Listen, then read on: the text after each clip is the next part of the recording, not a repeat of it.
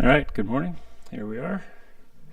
And we're final day of the TBRD01 build and design live stream. So the other day we built the gray and blue-green colorway. Today we're going to build the orange colorway, and then we're going to jump into the model. I've got all the parts into the 3D parts catalog, so we're going to rebuild the model and get it ready for production. And then yeah, if you're not signed up to the mailing list at ClickRigs.com, you should get signed up so that you can get the announcement when we release it. That's probably going to happen Monday. And so yeah, let's see here. Let me just get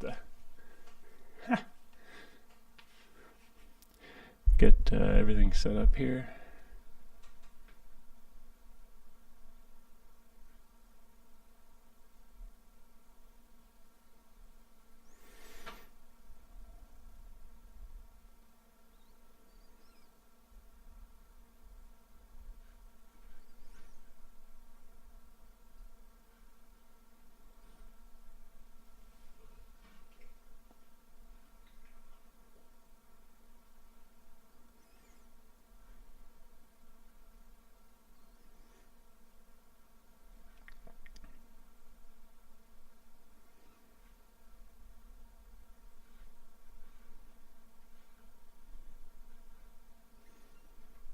Okay, let's jump into the overhead here.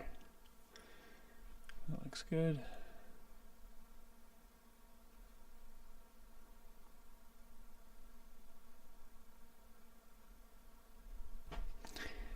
And so we've got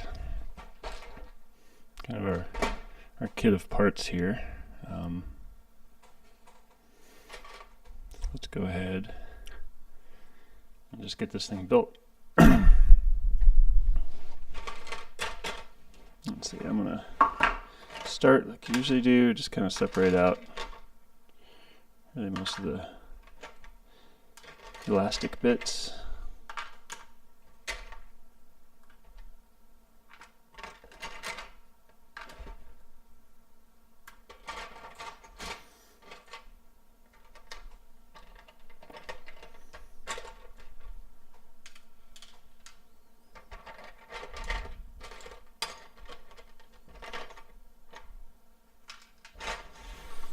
And then I'll separate out kind of all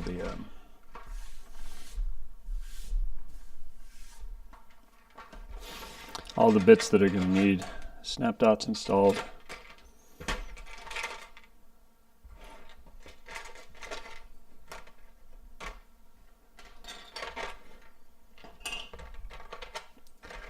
And all the bits that don't.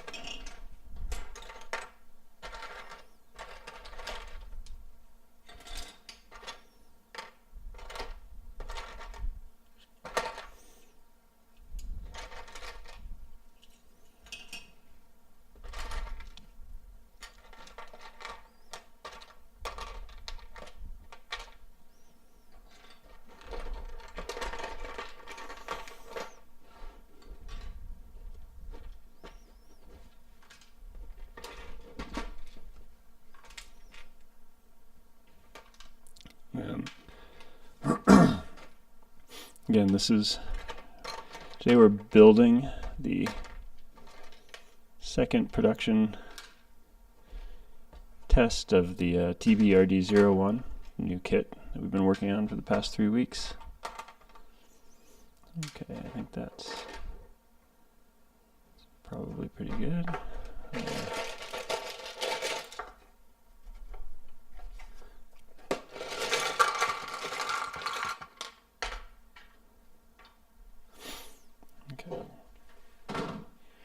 Put that thing away there.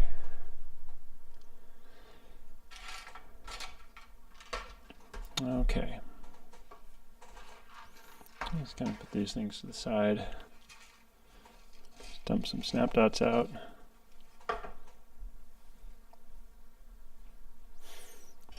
And we'll just start putting snap dots in these parts here.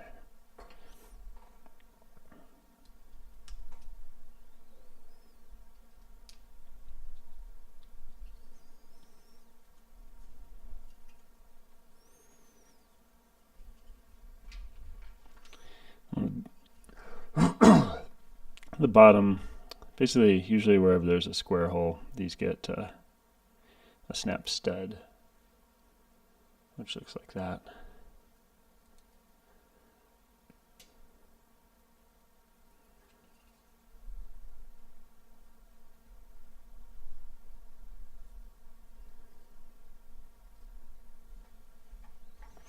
And these don't get one on every, this one just gets 4.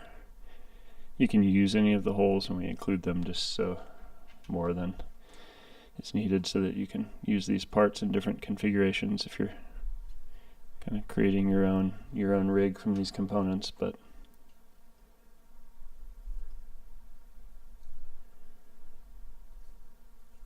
in this application, these 4 is more than enough.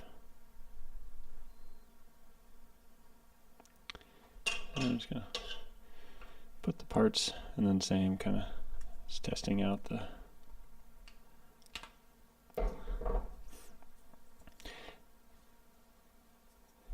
okay. And so on this cab, it's going to get snap dots in all of the top holes, but on the bottom it's going to get snap studs, just like this piece. And again, we're not going to fill this whole grid.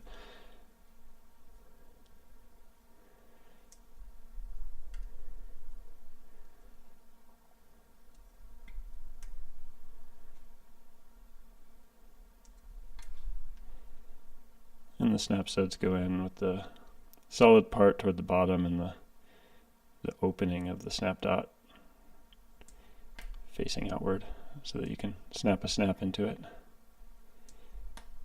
And the purpose of these snap dots is kind of twofold. One, it's what actually creates the kind of clicking action that ClickRigs is named for when you snap parts together. But also because the ClickRigs sort of core connection system excuse me, was built around being able to create kind of dynamic machines and off-road vehicles that can withstand like jumps and impacts and kind of rough play. The snap dot elastomer at every snap connection point essentially creates a shock absorption system throughout the whole vehicle, which makes it incredibly resilient in the face of a big impact. So compared to like a construction system like Lego or something, where it's a very rigid connection, which is great for building kind of more static models, the ClickRigs snap dot system really absorbs a lot of energy on impact. And so instead of parts just shattering and flying everywhere when it crashes, they just get progressively looser, which kind of simulates wear in like real vehicles. Except for with these, it's easy to put it right again simply by just kind of pressing the parts back together. But compare that with something like Lego or a lot of other kind of brick-based toy construction systems that, if you build a vehicle out of Lego and then drop it onto or jump it, and it flips upside down and crashes on a tile floor or something, those pieces are just going to shatter in all directions. Whereas with the ClickRigs parts, they won't do that. So let's see, the easiest way to do these, you start with just another piece that already has a snap dot in it. Okay.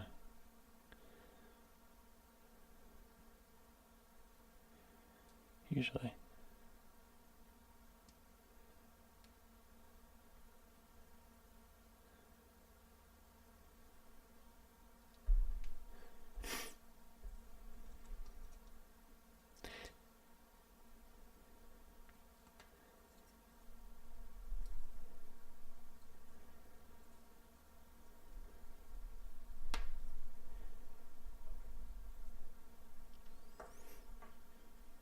Another easy way is just use pliers for this.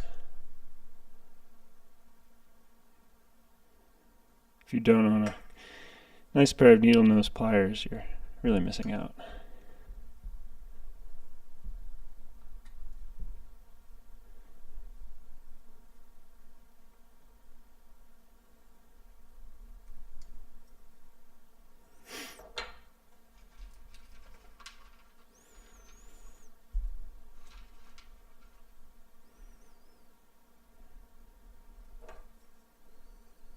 And these just kind of like a little bit of a twist. That's all it takes.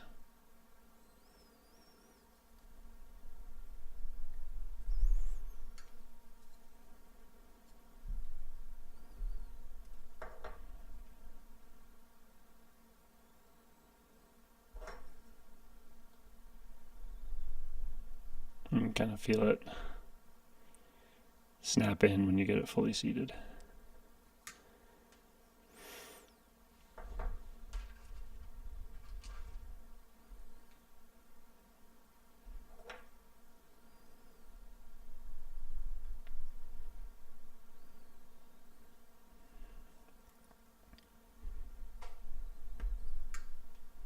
And that's all you need for that. So, and generally just kind of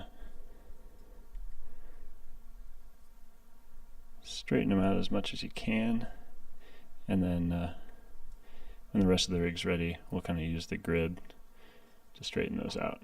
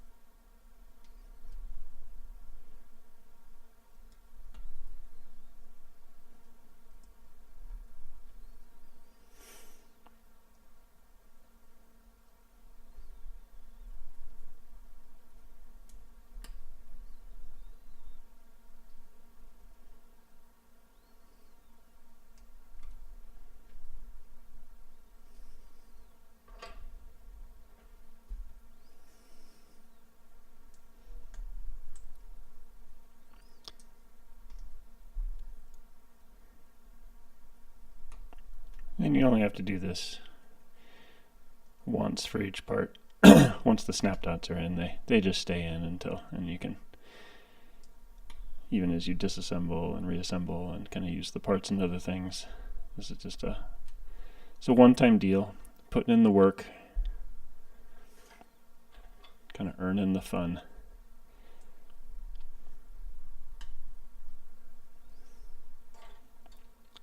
And you can do this while you're watching something or listening to something.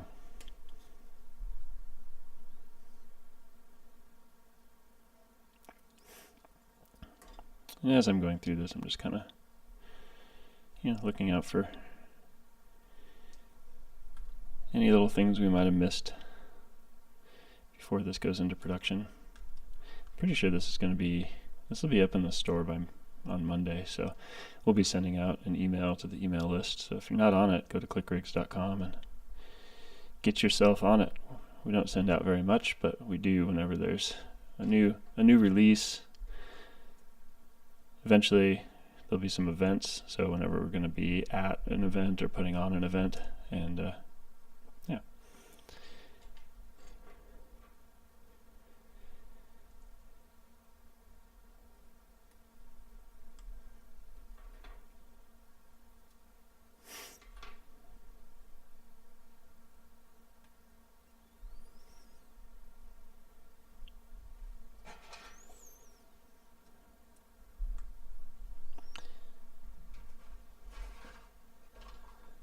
And again, a couple of square holes. Take our handy needle nose. If you don't have a pair, get a pair.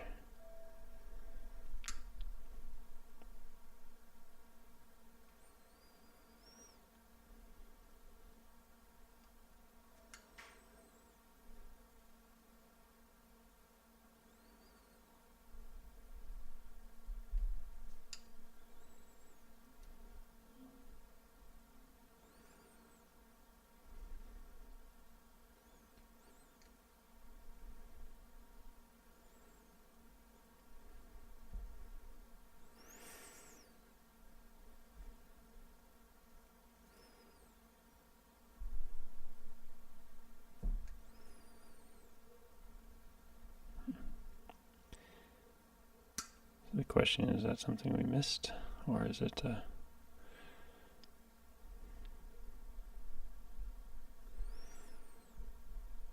we go.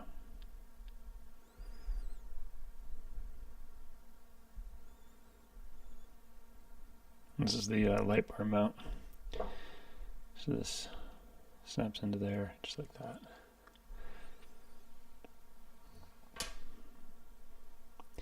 And with this one you want to be a little bit careful because this can be a little bit bendy, so you want to press against the specific light.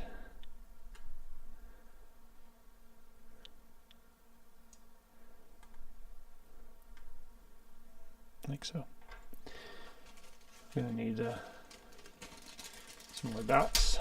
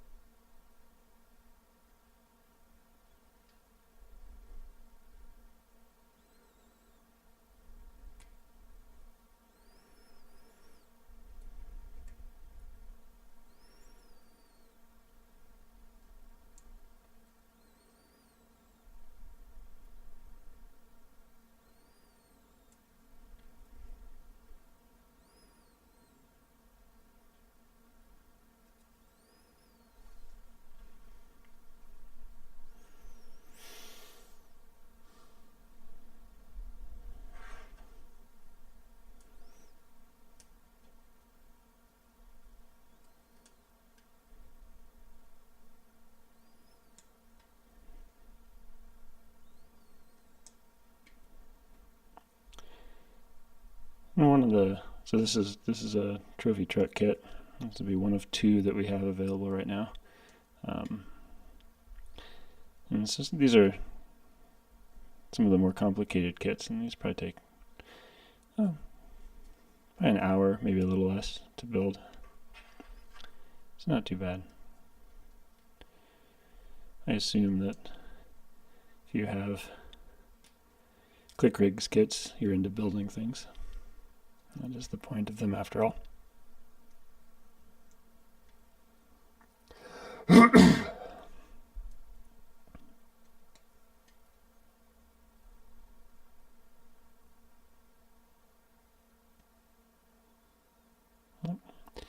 Sometimes you get one in crooked. The easiest, again, is grab it, pull it back out, start again.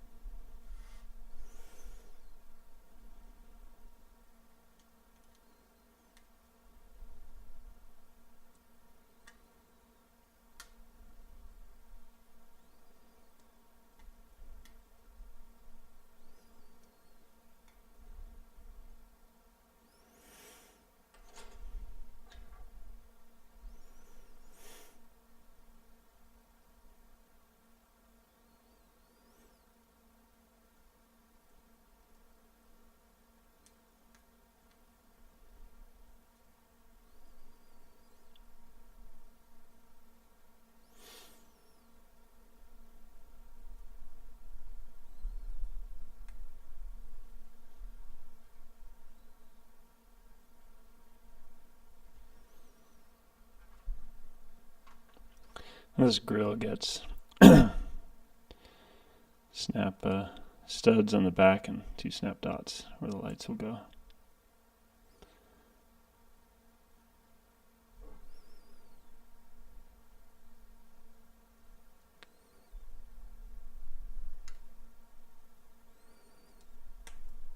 I'm not sure if you can hear that, but that little pop was a snap stud seating into the pocket. Again, just a little twist to get it mostly there, and then just kind of press it in.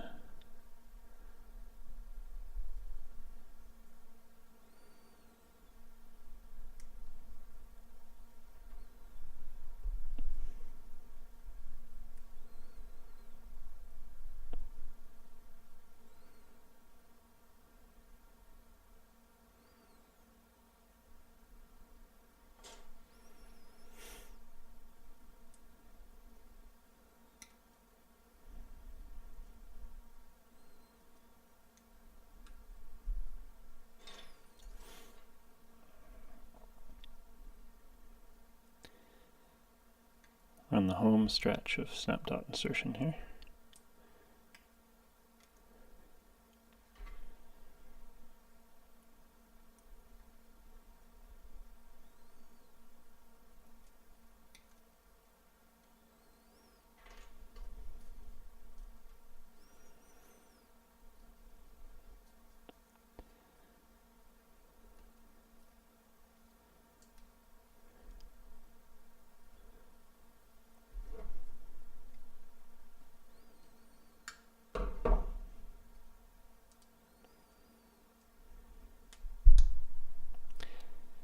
The thing you kind of, there's a little chamfer on the bottom of the snap dot, and you just kind of want to get it seated evenly.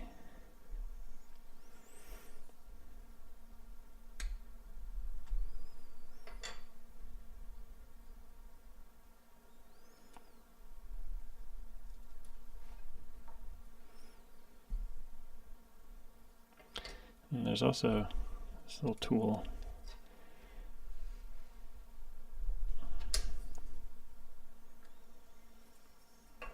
Multiple ways of doing it.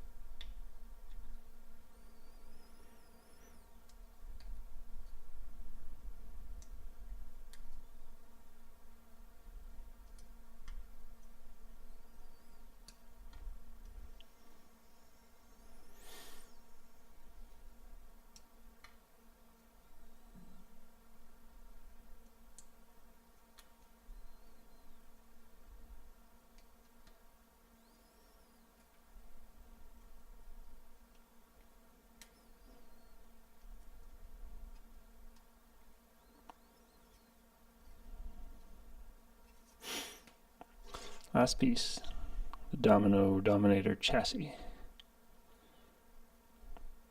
named for what should be obvious looking reasons.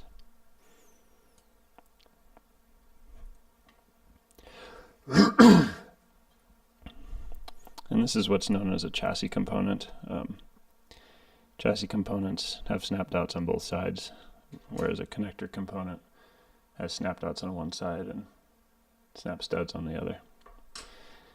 And there's also, these are 5 millimeters tall, and these are 10 millimeters tall.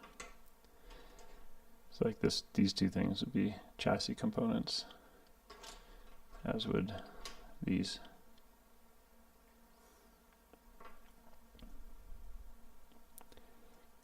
ClickRigs' core connection system is comprised of chassis components, connector components, and caps.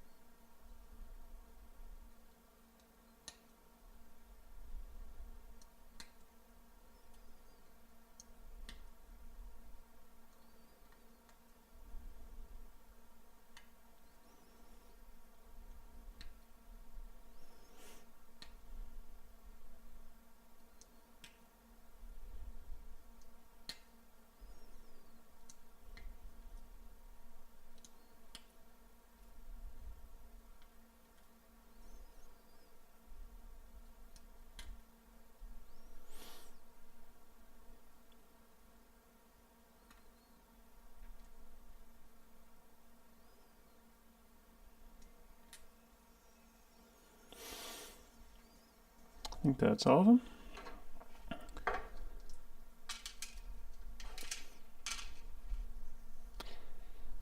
The kits usually come with extra snap dots. That's okay. Okay, so let's dump all the cap components out. We're going to start with our chassis, and I usually like to begin by putting the all the skid plates on, because they kind of usually form a nice base.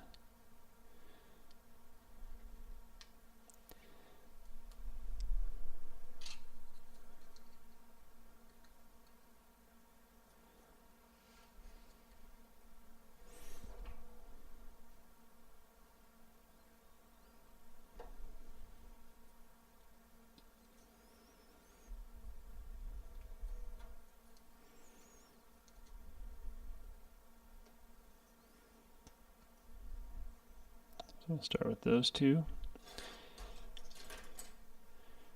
This one.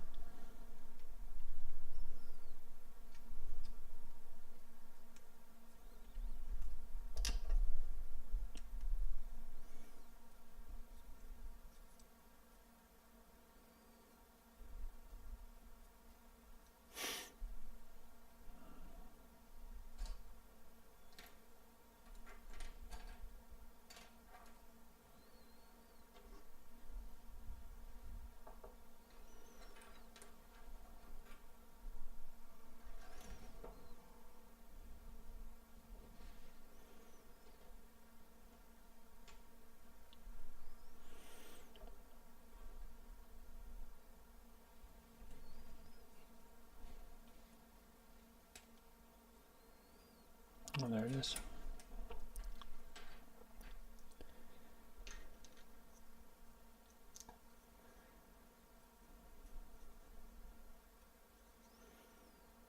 And so that's kind of that's the starting point for this vehicle here. And we're going to go ahead and we're going to build out the front end.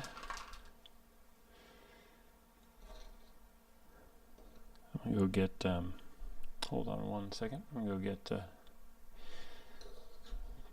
bearings and the wheels for this and the tires.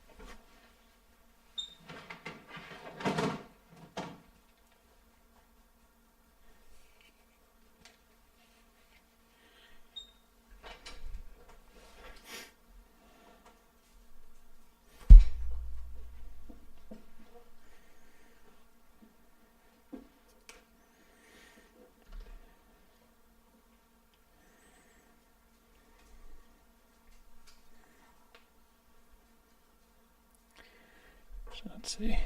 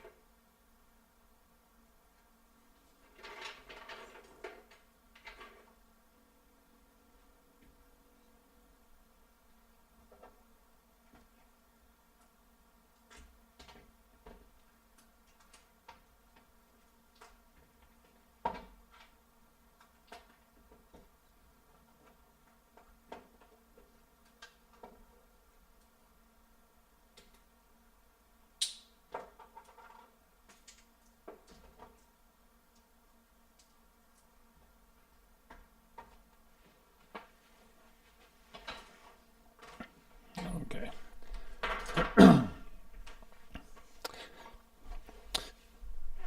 Running out of supply of bearings and tires here in the studio. So let's see. With the front A-arms, the easiest way, because we have this retaining stud here, the easiest way to get the bearings on is while it's all flat. Essentially, you just kind of want to work it, get it started,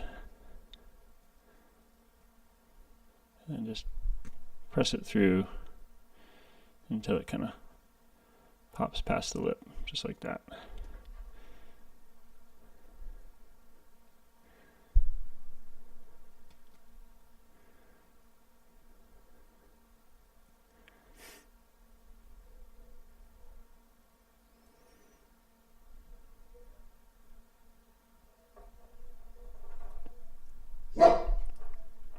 No barking, buddy.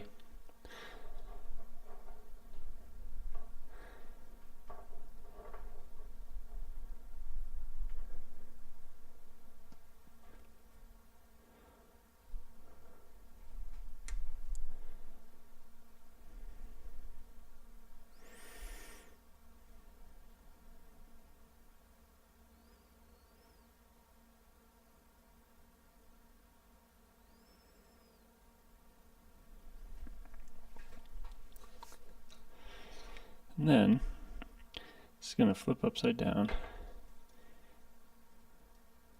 and it's just going to kind of press over these snap studs here, just like so. Then we're going to take our A-arm center beam and our recurve butterfly spring. That's going to just kind of go in there like that. And then the flat side of the spring is a flat, and an angled side, the flat side goes toward the rear. And that whole thing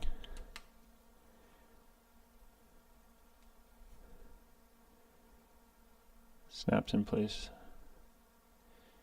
just like that. And then let's take our 1x7 and that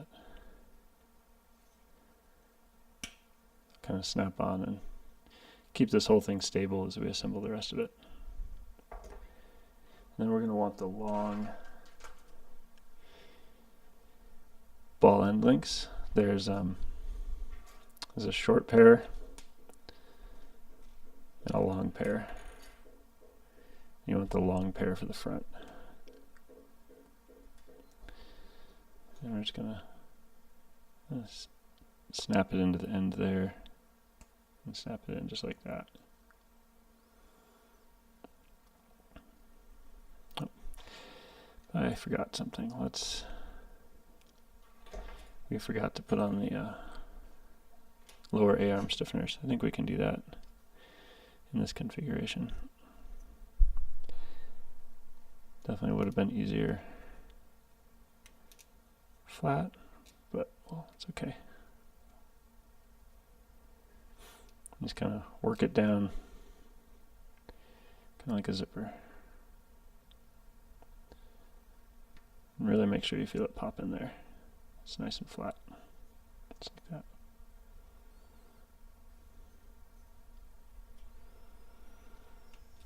that. Again, so I usually like to start with the first two.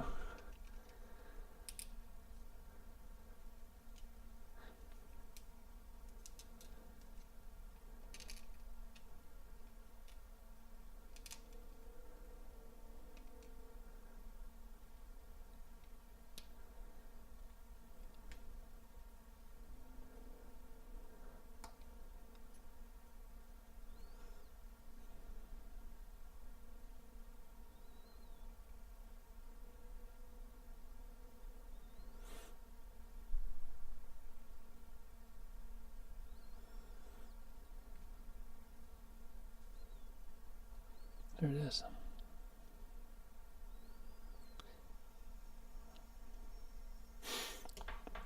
Now we can put our the long ball end links in.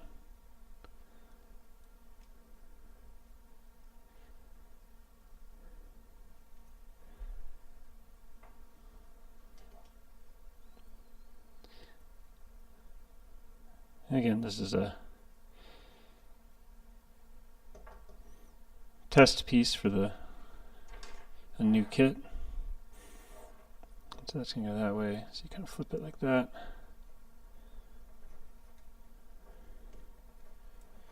And we're just going to snap that on. Just like that. Now we've got functioning A-arm.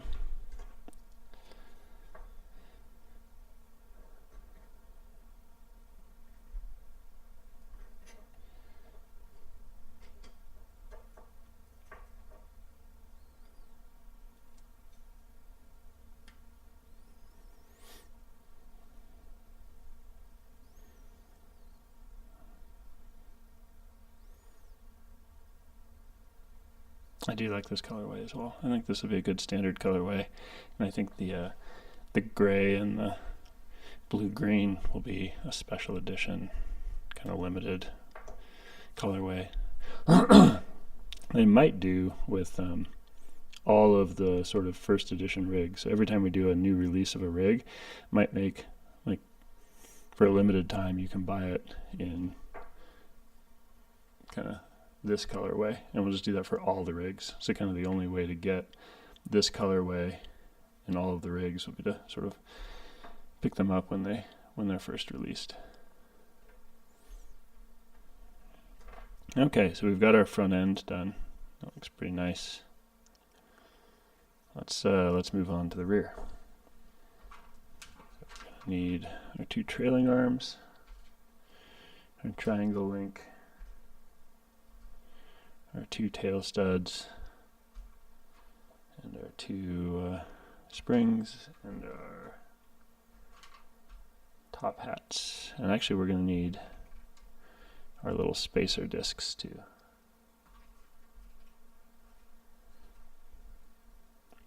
Okay, so let's take our axle. Let's get our axle together. And so similar kind of deal.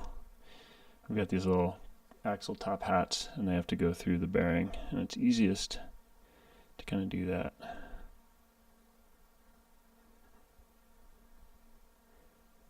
when these are off the axle. So you just want to kind of pop them in there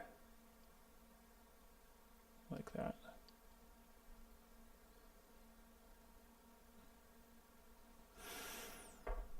I'll do that for this one.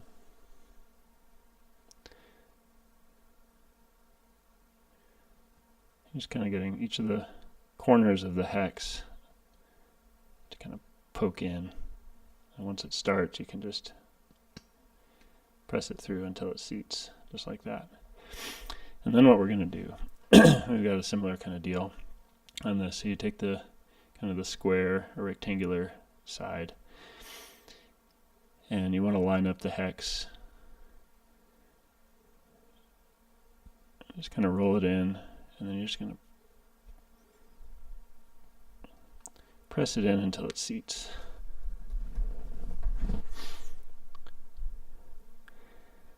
which is easier said than done, I guess.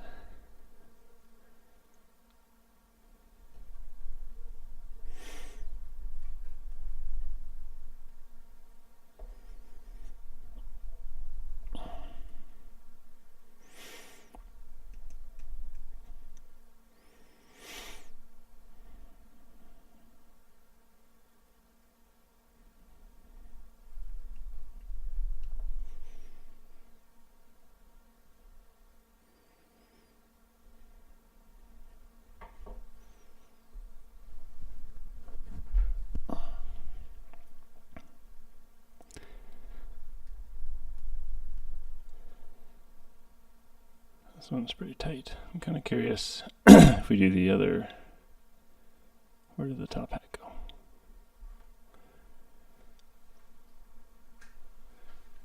Did I drop it? Oh, I already put it in the bearing. Duh.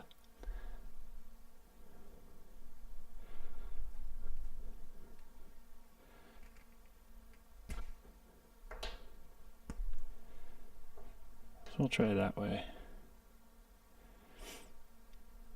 So you can also put it on the axle and then push the whole thing into the bearing.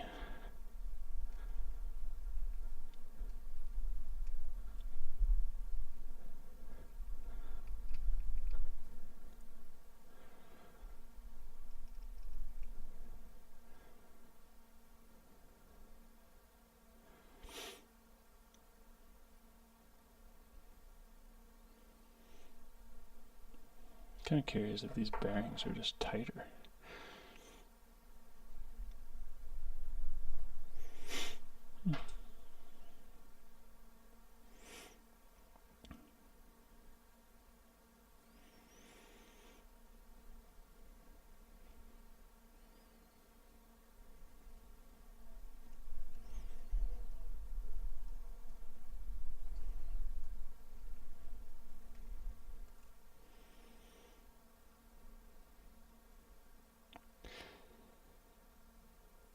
I also wonder, maybe let's just do this, because we're going to take an assembly pause real quick. This is why we do these test assemblies, just to make sure that there aren't weird issues, but we might be able to make this better. Let's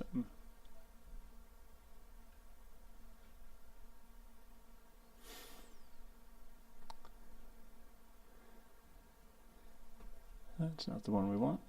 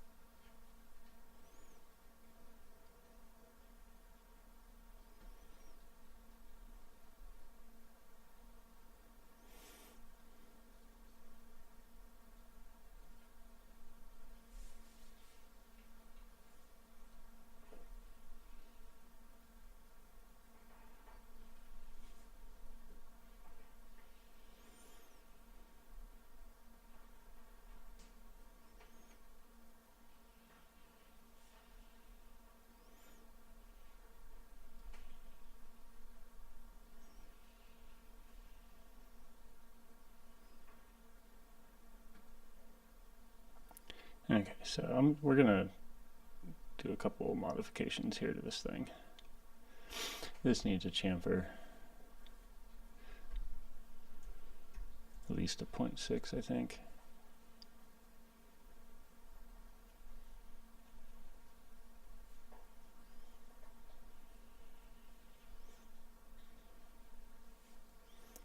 I think that will help a lot. And then this, I think, needs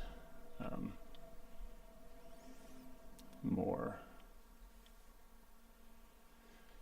I kind of feel like we can just move this face like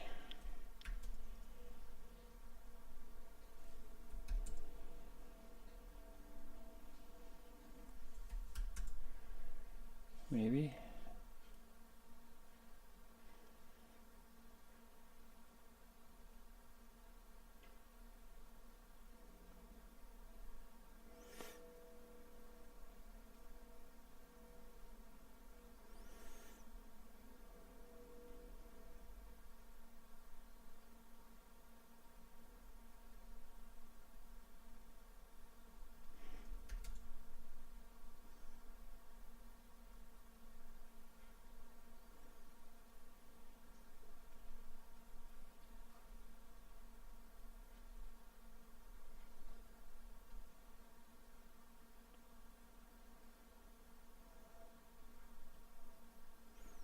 Okay, might be better. Let's go into the render assembly and just kind of see if that caused any problems. Probably broke a couple of references, but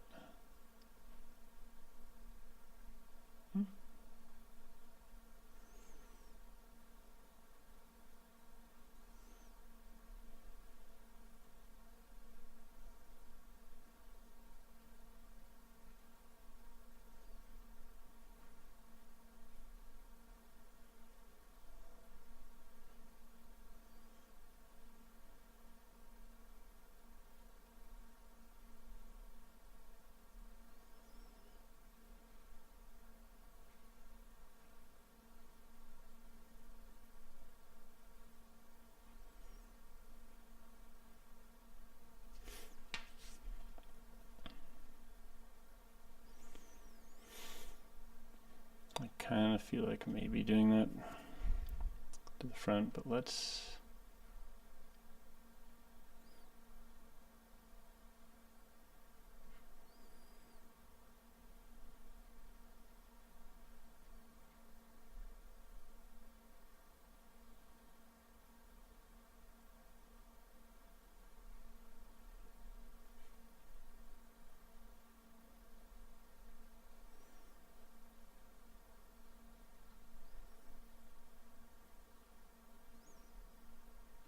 just go ahead and print a couple of these real quick and just kind of see if it helps. And if so, we'll go in and make that change now.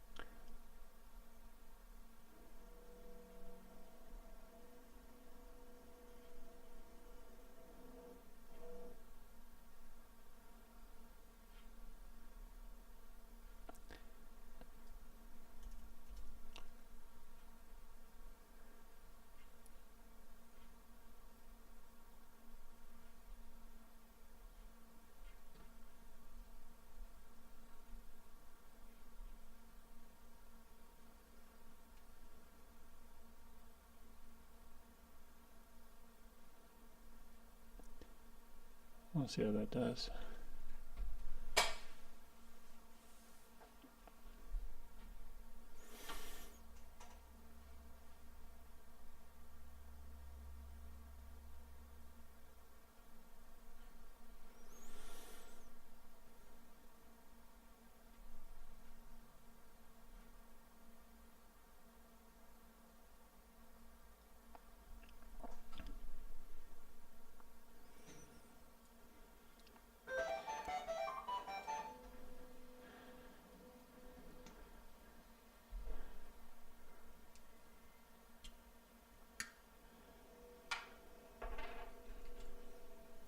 So we're going to kind of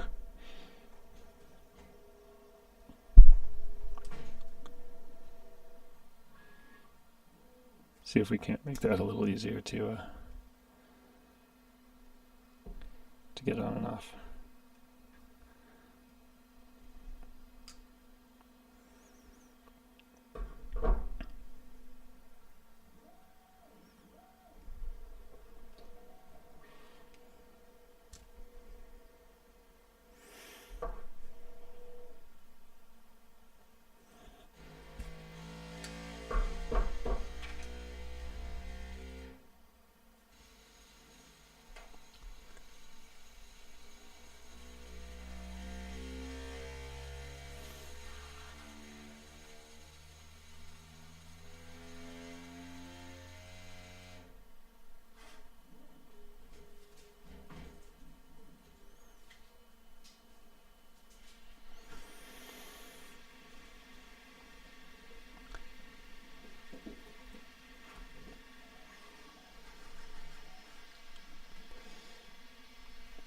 If that works, I might add that extra sort of chamfer to the front as well, just to ease it a little bit. But our goal with this is rock solid bearing retention once you've got them on, because these don't really come on and off a whole lot, so if ever, unless you're swapping the bearings.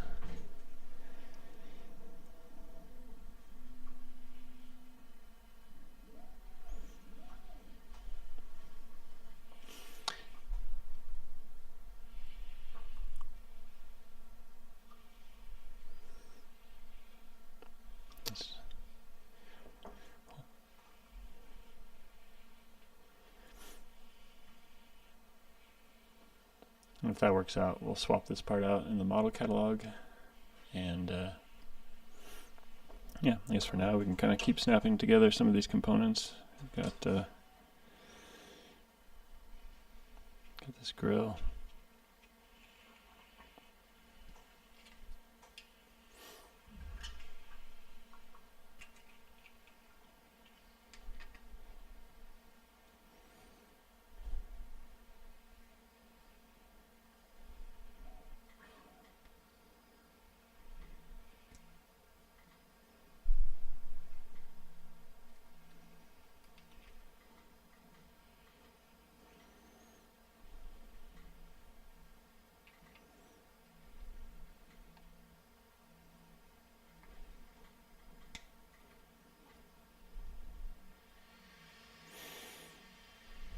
And then let's see, where do we've got a few of the, need the yellow light covers too.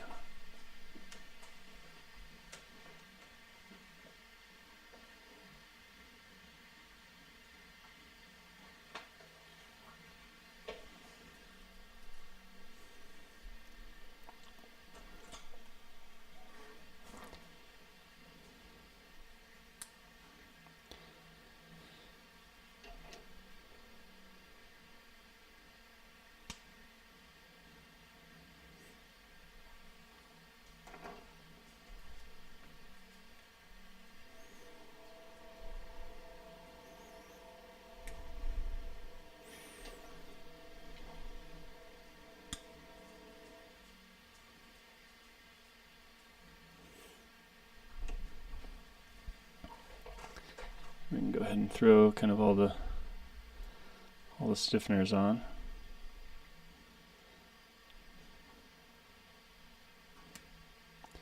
And these kind of want to work those down. Get them seated nice and flat.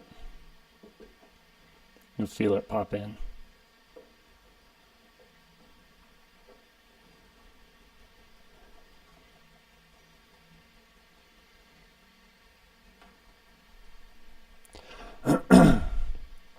Same, and you want to make sure the little opening is lined up with the ball and link connector so that you can get the ball and links connected up. Very similar to like a shock absorber.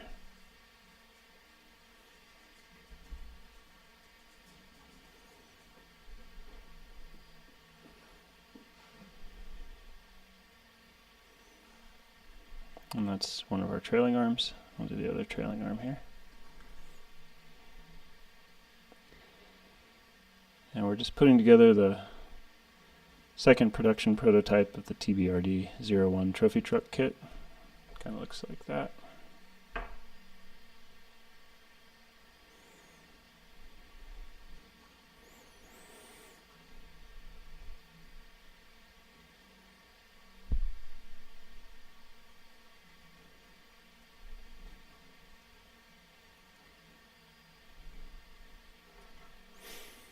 We'll do that for the struts.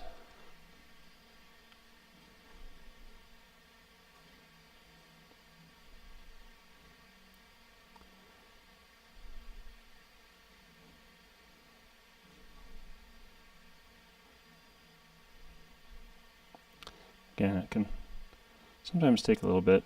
These are designed to really not come apart once you put them together, ideally, so these are kind of tight, but you can work them in there.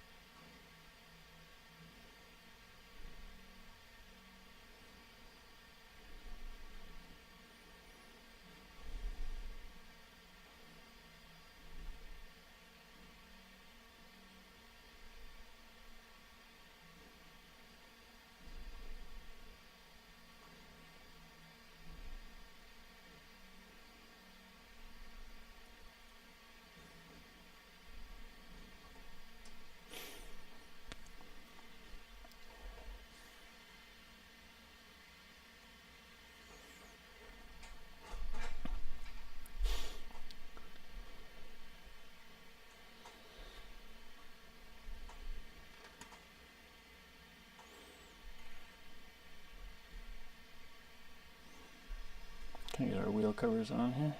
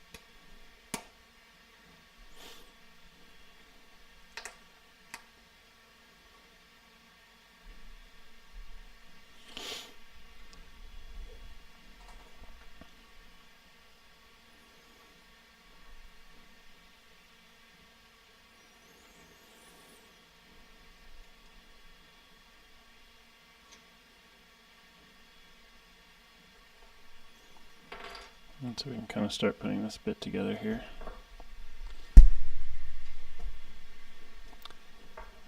So our trailing arms kind of connect like so, and then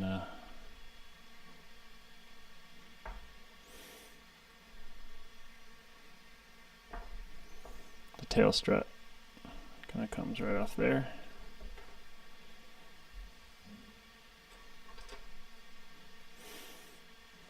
And then the side pod piece.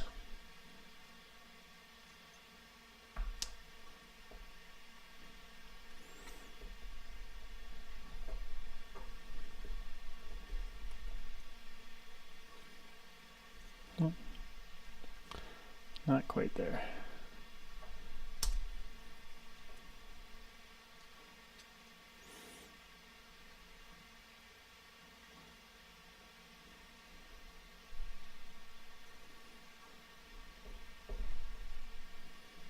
Just like that.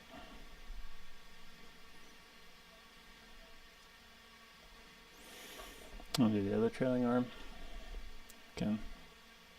You want to make sure these go in with the pocket for the ball end link toward the front of the vehicle. So you don't want to, not like that, but like that.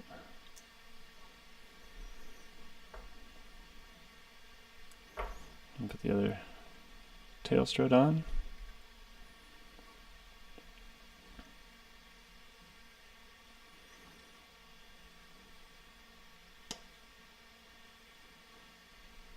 Like so. And then we're going to take our hold down piece.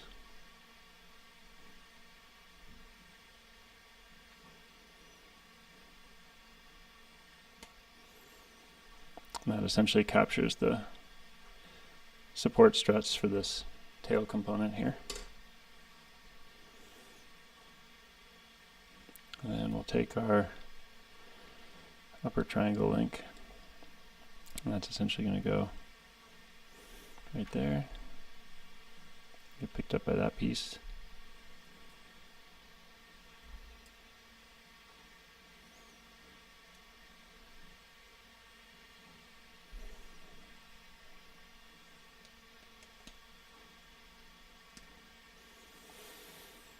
And if we ignore these three components, the two trailing arms and the triangle link, connect to this axle. But we are waiting, I'm making a revised top hat for the axle bearing connection, and so that's happening now. We can add some of these other components.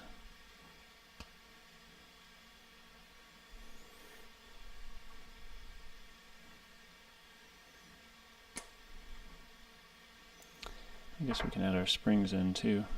And these go like this, and then the curved part goes outboard. So just pick any two, and it kind of goes like that. And then that kind of nestles right into there.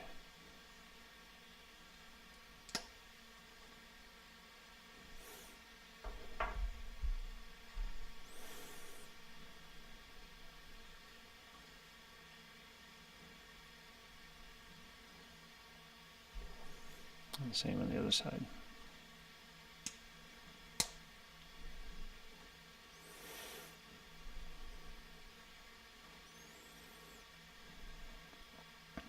And so we're kind of getting the rear together.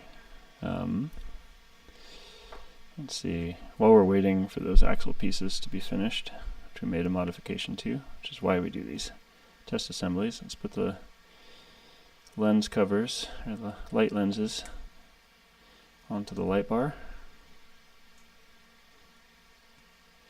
Then we can assemble the light bar onto the light bar mount. Again, you kind of want to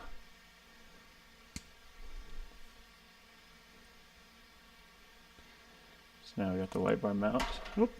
And that essentially plugs into the top of the cab.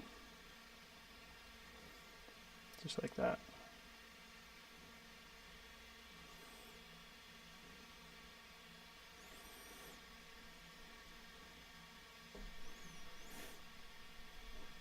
And so we can kind of get this assembly going.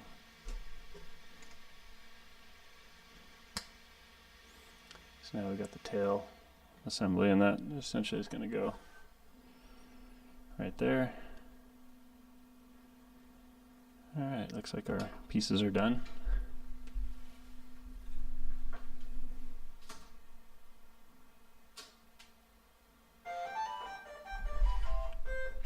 Let's see how these work. Let's try the first method where we put it on the bearing first. This has, these have a little more chamfer. So that goes in a lot easier. Again, you want to kind of line up the hex.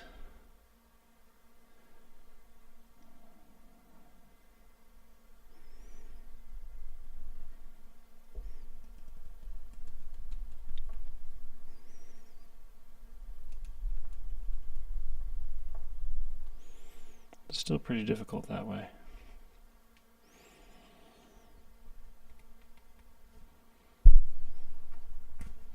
So let's try putting on the axle first.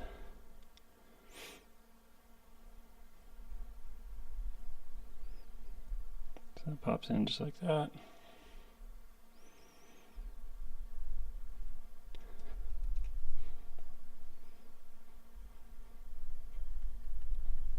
Yeah, that works. So now that bearing is nice and retained.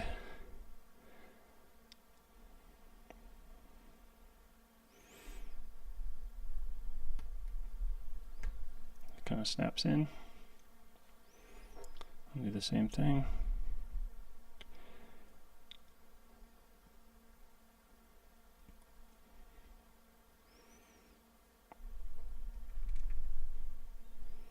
I just want to push that bearing until it's all the way through.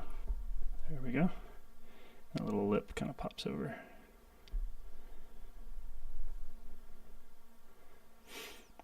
Alright, so now we got our axle. Let's go ahead and connect it up to the bottom. So we'll take this truss, and it's got these little limit strap loops at the back. Those go toward the rear, and then we're going to add our spacers. So for the bottom, we're just using the two outboard, but we're not using the middle. So it needs a spacer disc in the middle, just like that.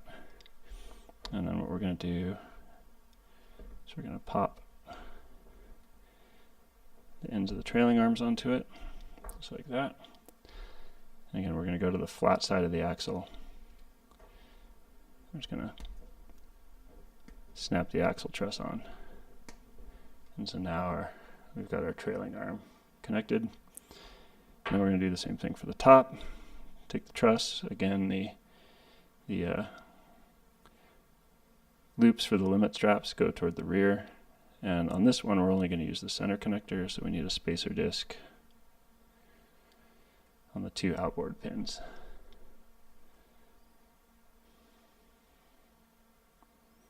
Just like that. I'll connect it to the top of the triangle link. And we'll snap it onto the axle. And then so now we've got our fully triangulated 4-link suspension. And then let's throw on the axle clips while we're at it. So there are 3 retaining clips. 2 gray, 1 orange. Orange one goes in the middle. I mean, you can do it however you want, but it takes a little bit of force. You kind of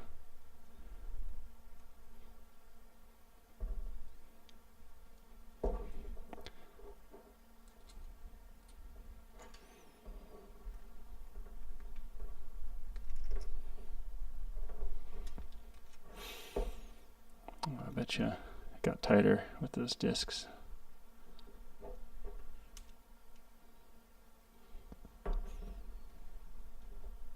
There it is.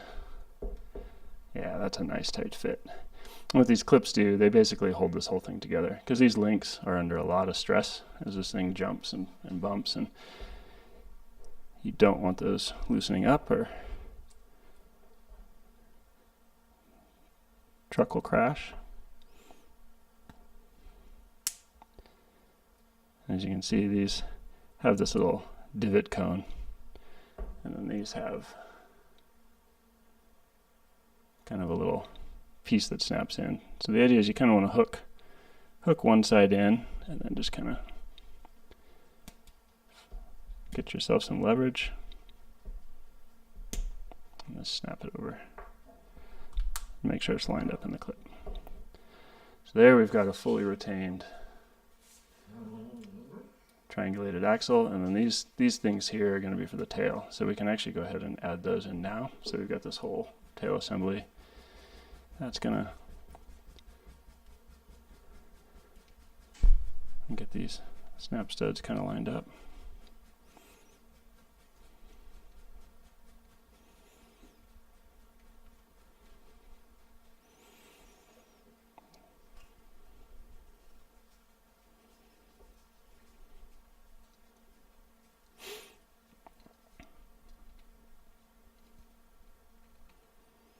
Goes in there like that.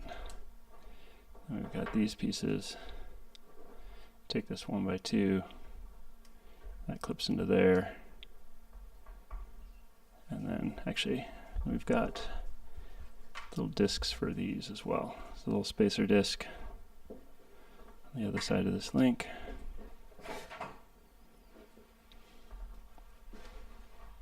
Thanks, Jetson RC Videos. Glad you like it. And we'll do the same thing here. Again, connect up this strut. And that's going to tie this strut into the tail, and it kind of triangulates the whole tail so it's nice and strong. So at this point we've got most of it assembled. We've got our center pivot, A-arm, front end. We've got triangulated 4-link rear, and these are pretty cool. They, you know, the triangle link locates it side to side, and that allows this thing to go up and down, but also to articulate.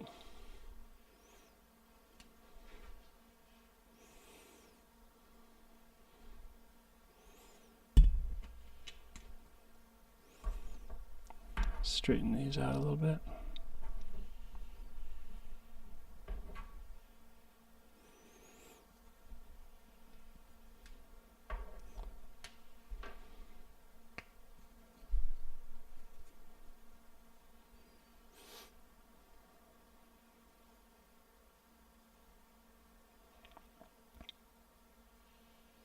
So now let's go ahead and let's throw the limit straps in.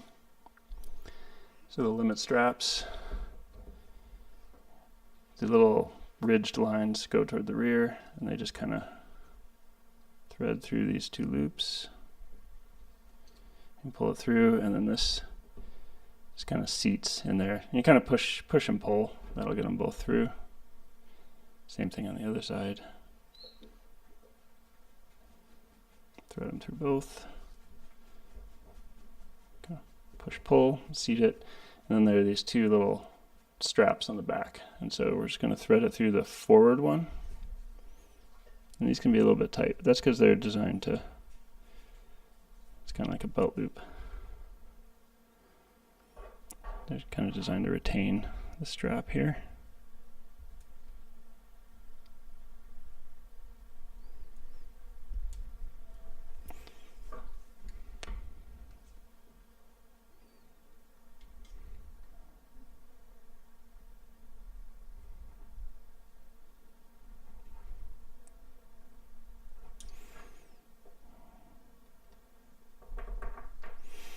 And kind of pull them through like that. It's not too bad once you get them started, but we found if these are too loose, the limit straps can get pulled out of adjustment, so kind of make them on the tight side.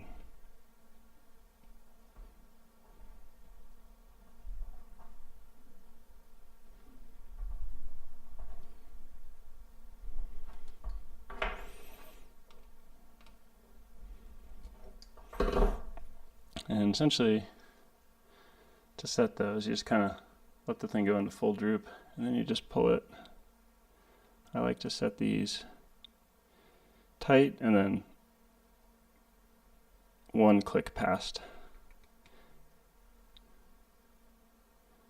so that these are taut, just like that.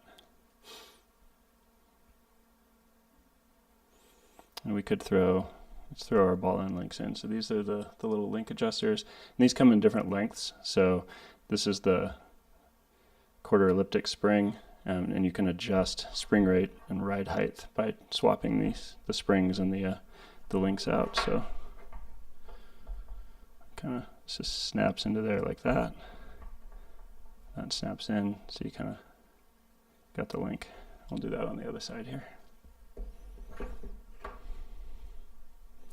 And this kit will be up in the store at ClickRigs.com most likely Monday. That's what we're shooting for. And we've got a bunch of other kits in there as well. We got some rock crawlers, we got a Jeep Commando Baja race car, we've got rock buggy, a bunch of neat stuff. So that's kind of there. Limit strap setup seems good. And we'll just thread it back through this other little loop.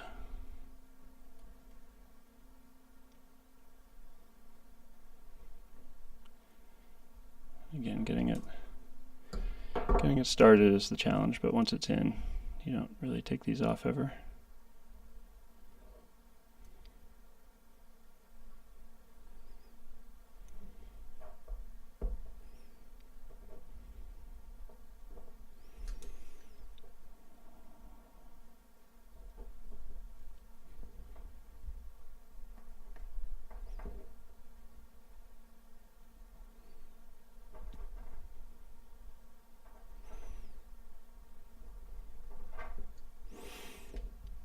Can we get a grip on that? Almost.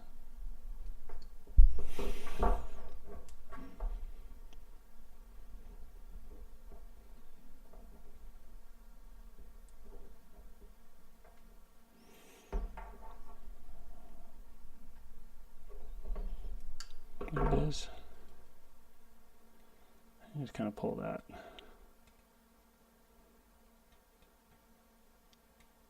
Taut. And now it's set, and this will tuck kind of behind the spare tire.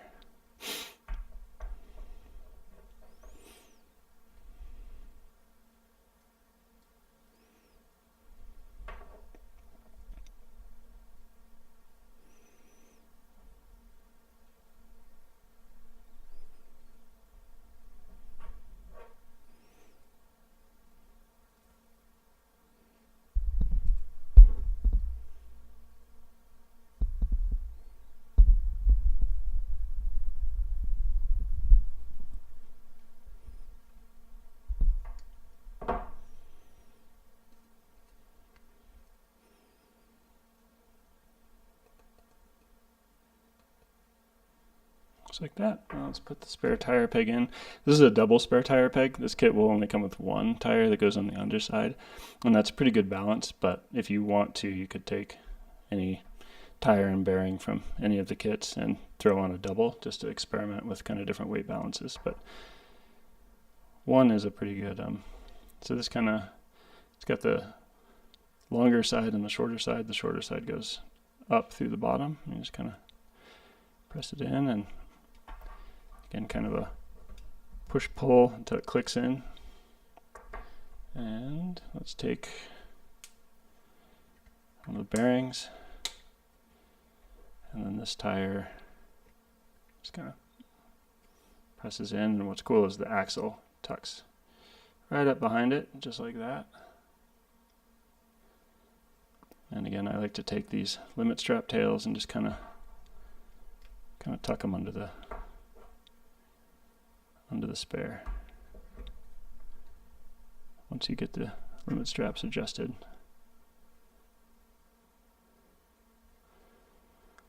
So let's go ahead and start throwing our tires on. Again, you kind of get your fingers on both sides of the bearing and just kind of squeeze it in.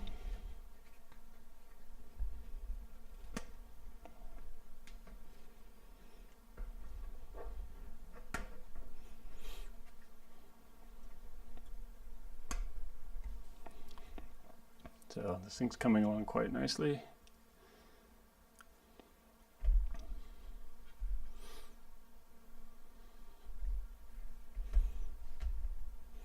Okay, so now we've got our side pod covers here. Actually, let's start. We've got this X brace, and that goes Essentially just like that.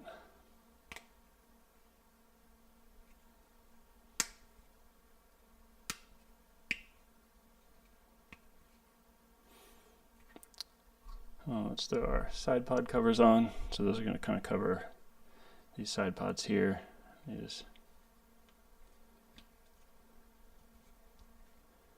snap in just like so.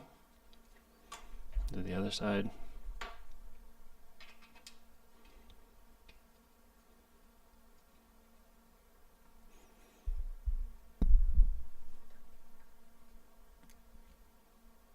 Get them seated, and then these 1x3 little skid plates tie in the bottom.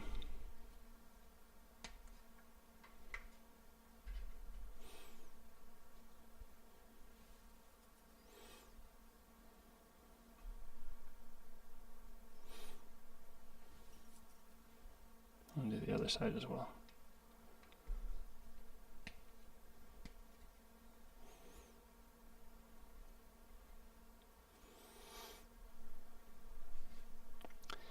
Then we've got our hood, which we sort of already snapped the lights and the grill onto. And then that is just going to go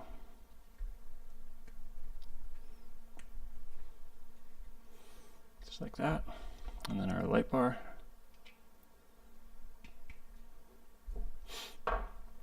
And there we've got a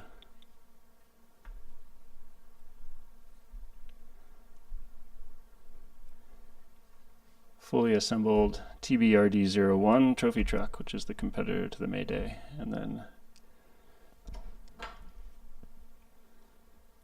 let's compare. We kind of have both colorways out here now. Get a tire on it. We'll kind of take a look at both.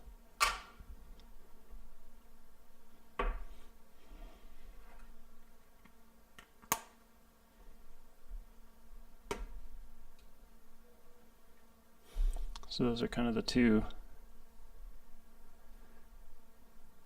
options. I think this will be standard, and I think this one is going to be a special edition colorway.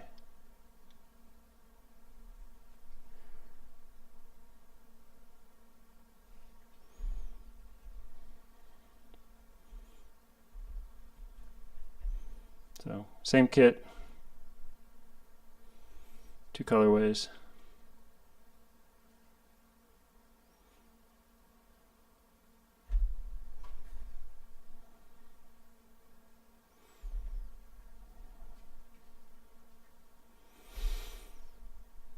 So I think, let's see, we made the changes to the top hat.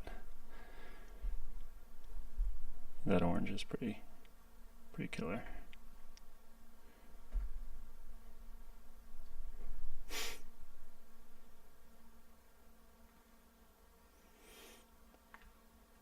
So that is a fully assembled version. I do think I want to just loosen up the little limit strap slots just a little bit. They need to be somewhat tight, but I think they're a little bit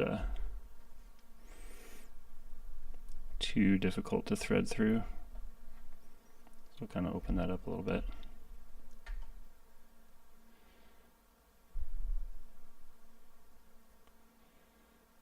Kind of adjust those so they're not pointing down so much.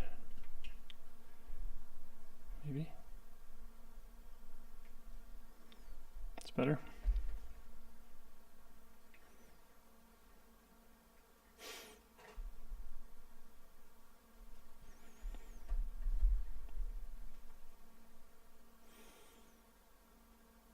This thing's coming along. I think let's go ahead and let's make that change to that tail section now.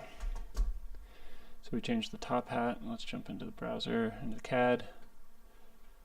Cool. Okay, so we just made a change to this top hat. I do kind of want to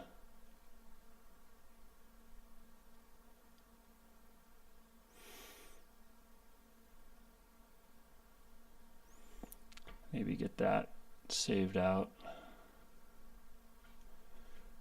Yeah. Jump into the database.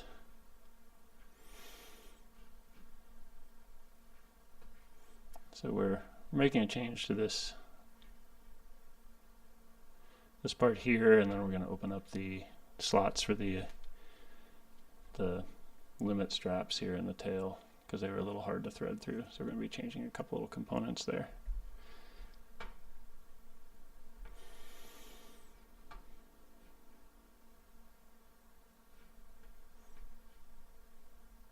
I'm just looking for this top hat bit.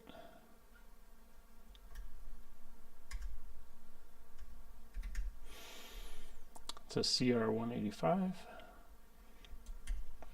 So let's save this out.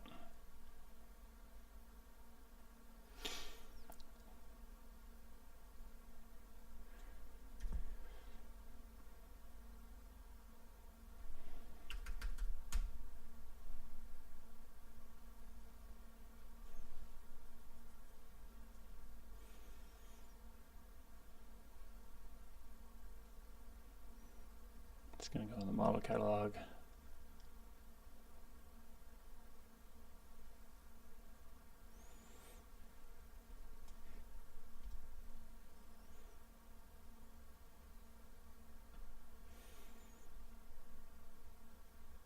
Okay, so now we're going to go, actually let's get that in. Let's do a couple things here. Where are you, 185? Let's get rid of you. And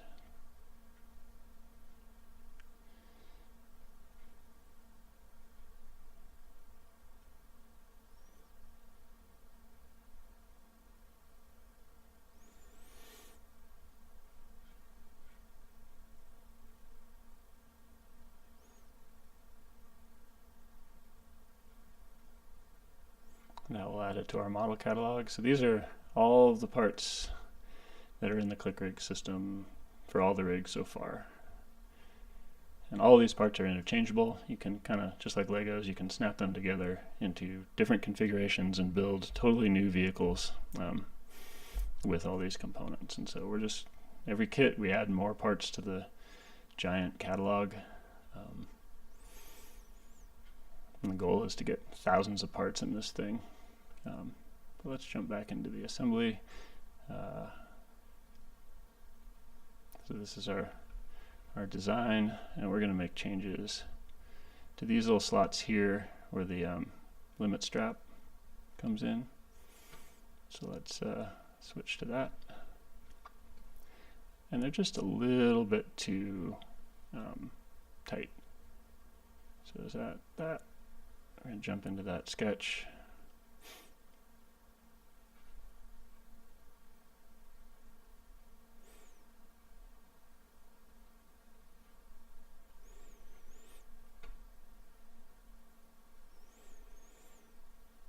And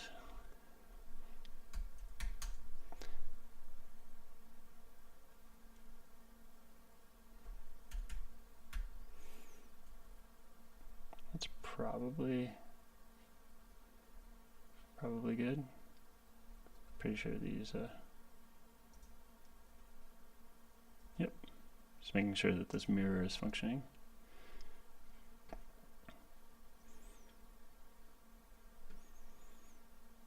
That kind of brings it right into there, which could be an issue for manufacturing, or it could be not too terrible.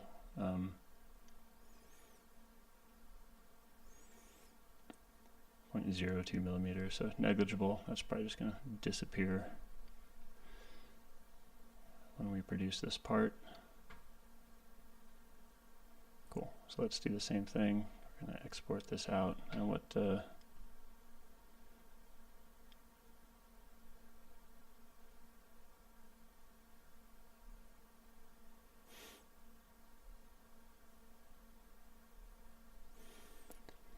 where are we at? Tail.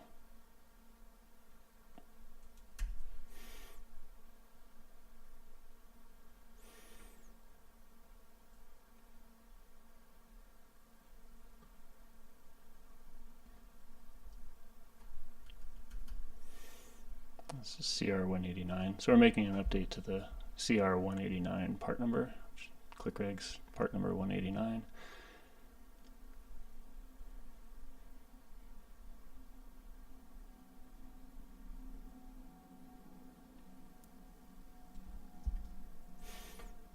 And going in the model catalog, or replacing that one. Go in here, and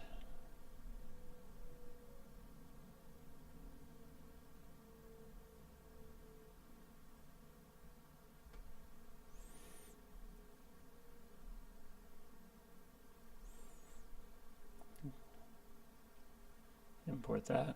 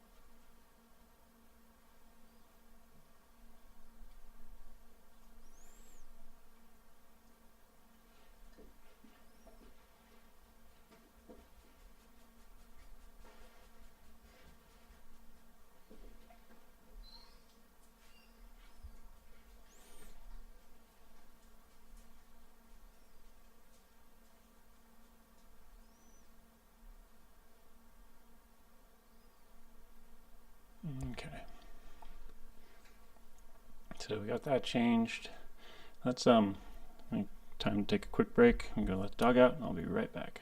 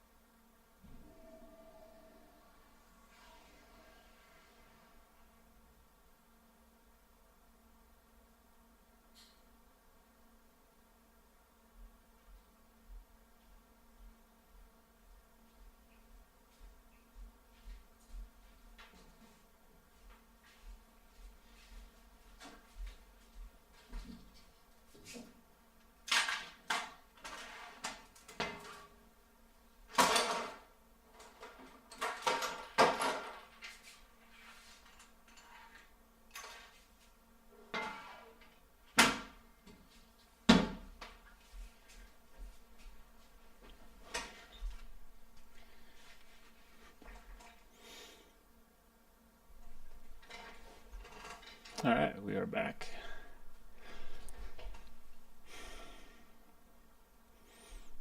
Let's see. I'll jump back into the CAD. Let's get some water here. Parched. Okay. So we just made a couple changes to these little slots right here, which are for the limit strap connectors. These are the limit straps right here.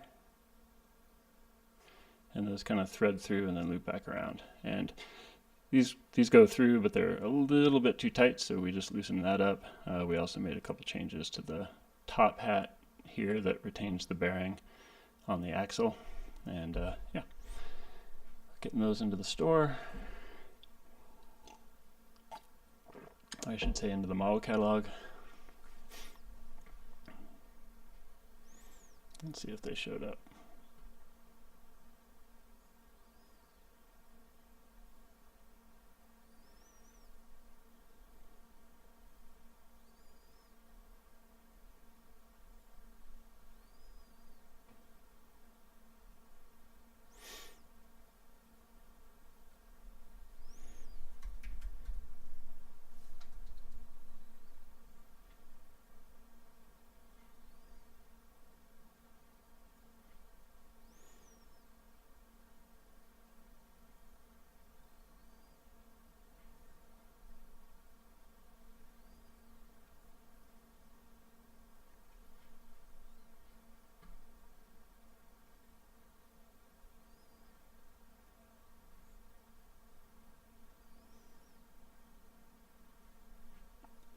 I'm not seeing them, but regardless, let's get this piece going on the printer just to double check that the change to these worked out. Actually, we should be able to jump into the slicer.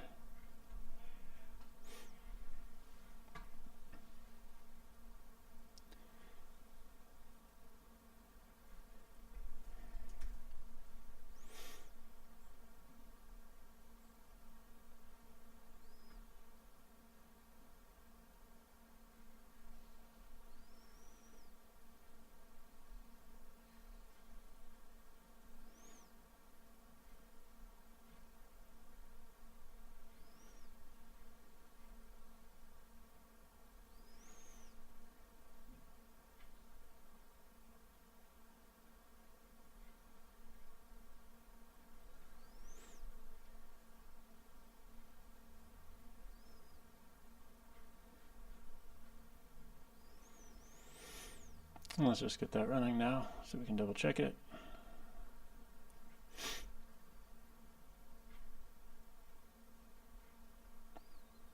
And we'll jump back into the CAD.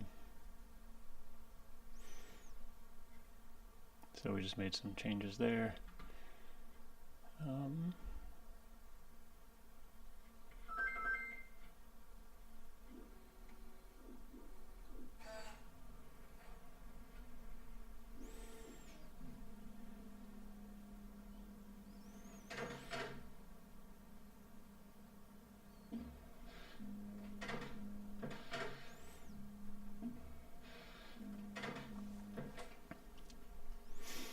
So I think everything else is pretty good. I do wonder, let's jump in and let's try adding just a little bit more. How much space do we have in here?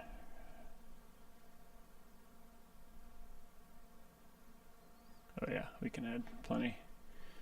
So let's, pretty sure that's in the truck layout.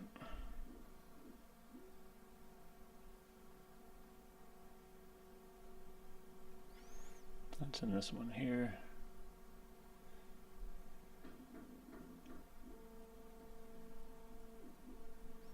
That's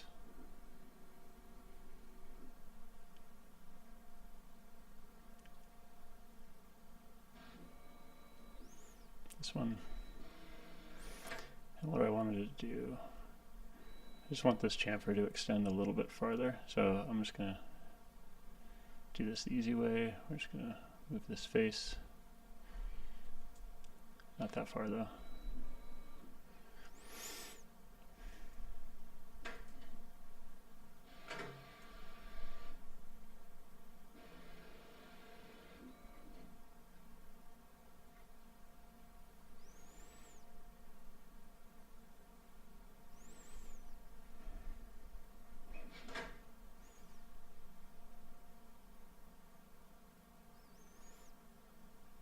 I'm also kind of curious about the idea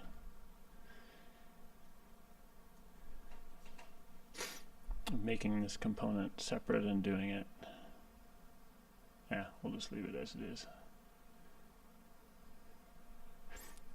We could split this out into a separate component and then make it solid.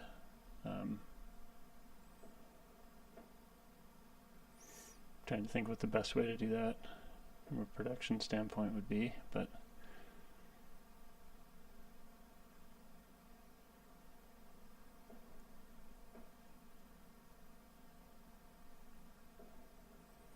we could try it, see what happens. So I'm gonna make a duplicate of this real quick by essentially moving it and copying it.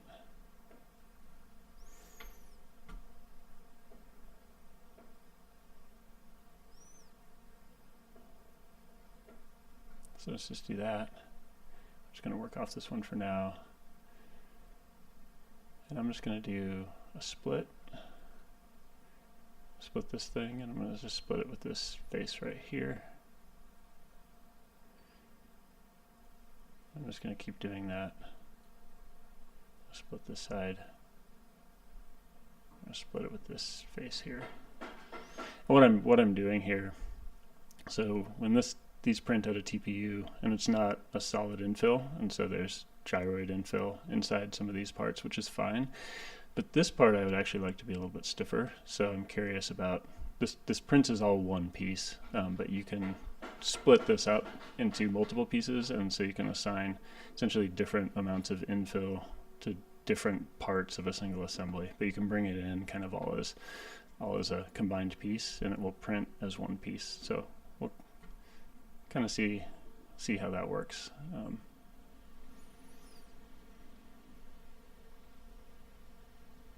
Just an experiment, but so right now we're just splitting this up so that we kind of have this component. These are all separate components. And actually, an interesting way to do this might be we keep this as one, and we're just going to move these two bodies in. So let's do another transform. Let's do that one. We're just do this by mate connectors. Just going to go that one to that one.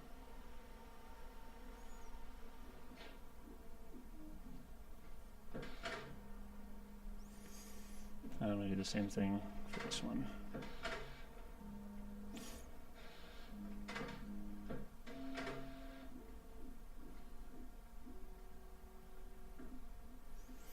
Okay, so now what we've got essentially three components. We have this whole thing, and then we have these two extra pieces in here that I think we can assign.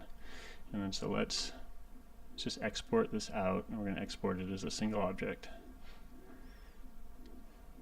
Let's call this test arm.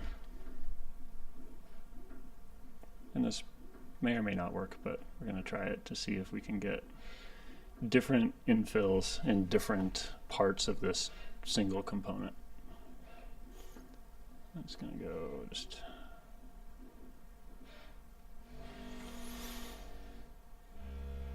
let's jump into the slicer here.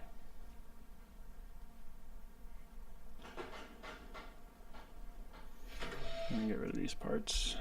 Let's import this whole thing. And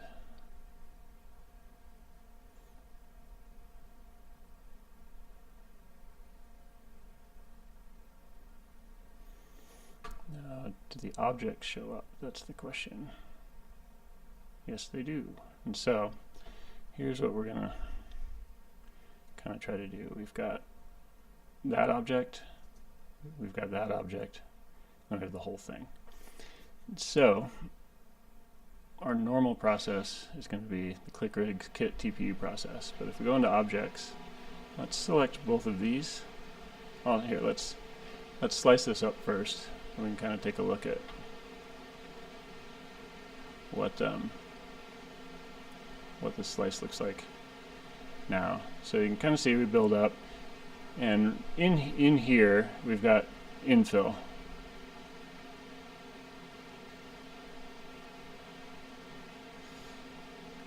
And what I'm curious about, so what I want to do is I want just this part right here to be more rigid. So I don't know about 100% infill, but more infill. So let's go back to prepare, and let's select just these two separate bodies, and let's go to strength, and let's say, I don't know, what if we do like 50% infill? Just for those. And then let's slice that plate again, and now let's take a look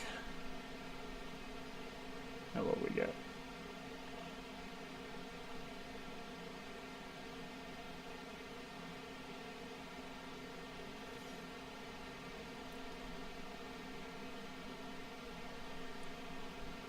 What if we do 100% or 99?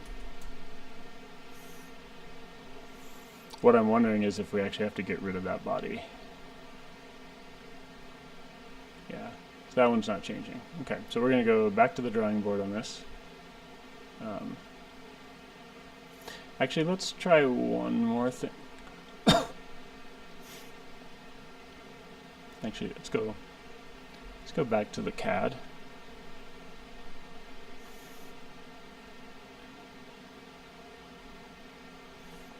And these transforms, let's just do a copy so that we have it here.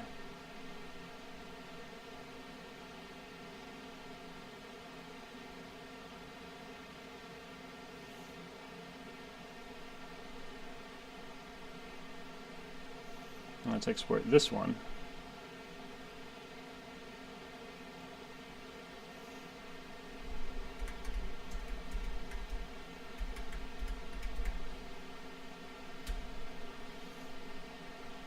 We're going to just see if we're going to try a couple things.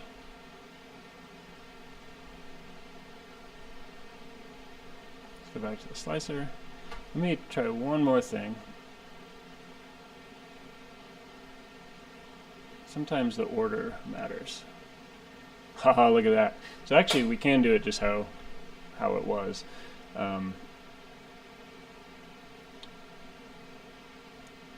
But we just have to make sure the processing order is different. I think 90% is a little too much, but I just wanted to see. That's nice.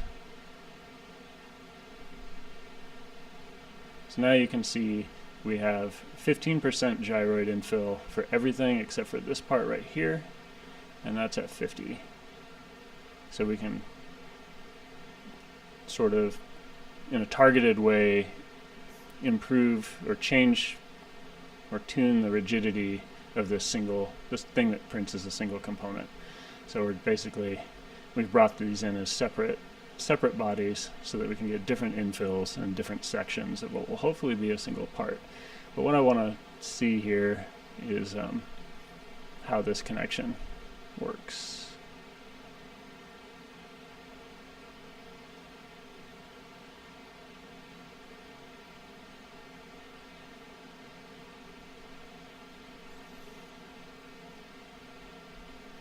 Okay, so I think let's just print one of these and see how it goes.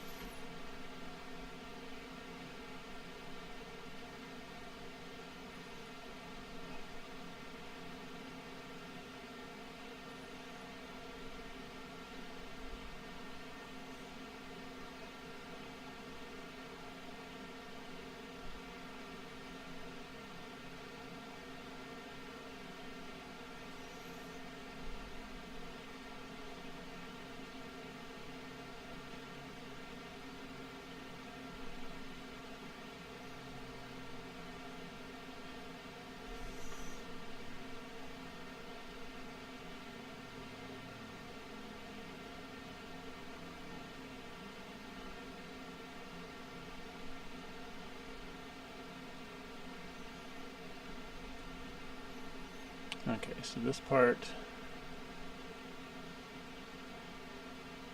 let's update this.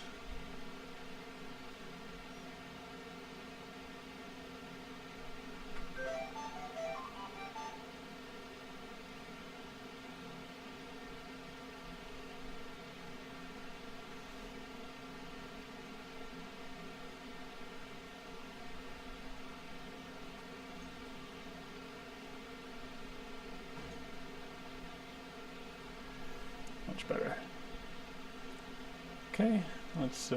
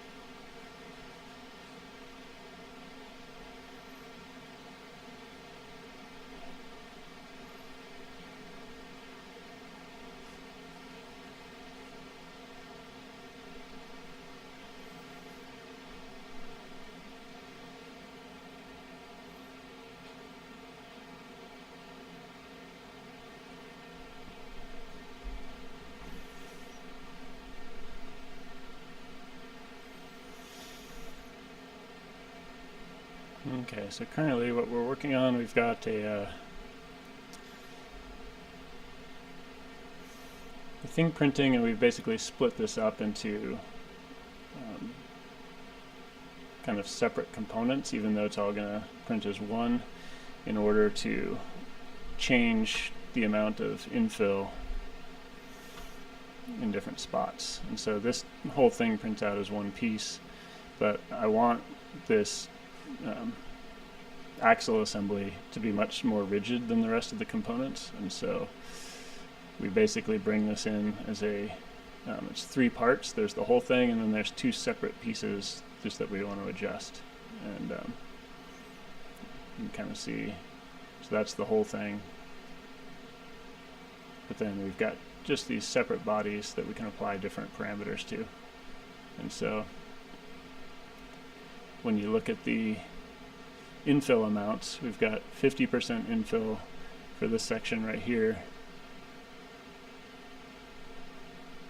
but 15% everywhere else, because we don't want to print the whole thing. And so in that way, and then we just brought this in as a single object, but with 3 bodies in it. And that lets us kind of fine-tune the rigidity at different points in this single piece. And that single piece is essentially creating this A-arm assembly right here. And this whole thing just kind of origamis and folds up into this whole structure.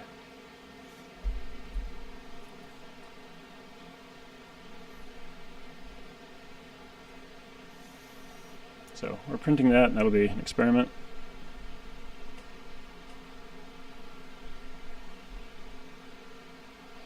It's got about an hour and 15 minutes to go, so we will, we'll get to that in the live stream here. We'll see how that targeted rigidity by making this part right here stiffer. Is that like, oh, these 2 components.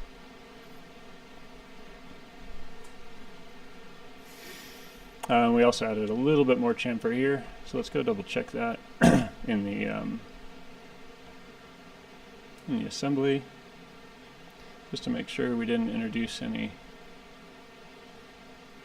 clearance issues in here. Kind of Curious what a section view looks like. Let's just pick that plane.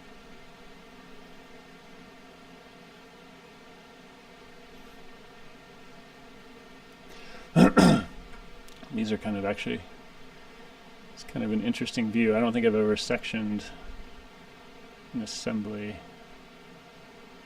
So interestingly enough, it kind of highlights some mating issues here. This side looks correct, but this side here is not. So let's just go ahead and fix that now. Let's show the mates.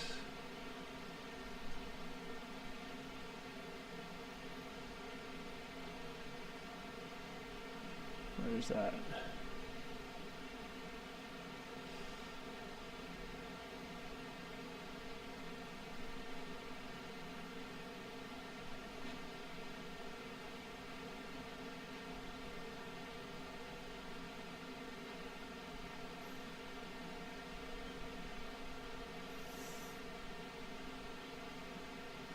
Oh, let's not do that. It's ball one. What I do want to do though is just hide everything else here. Yeah, so you can kind of see we're a little bit off. I mean, it works, but it's not quite right. So let's fix that. That's the A-arm one, I think.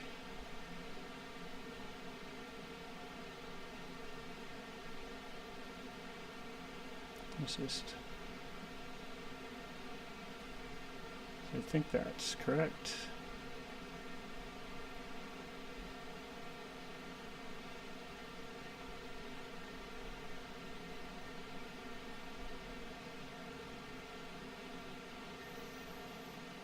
Interestingly though,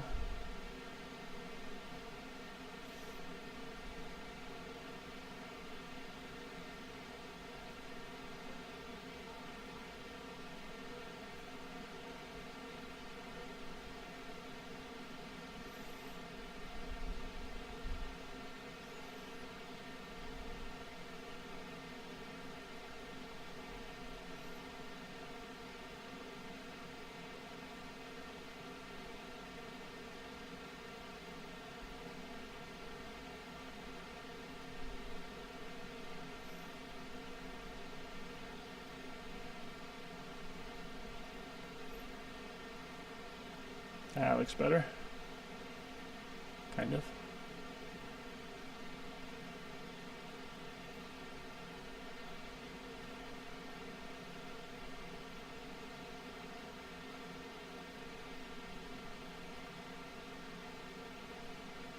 Yep.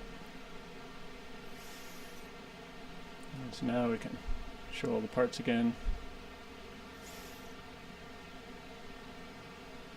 And we were looking at kind of this, a section view. Let's edit that.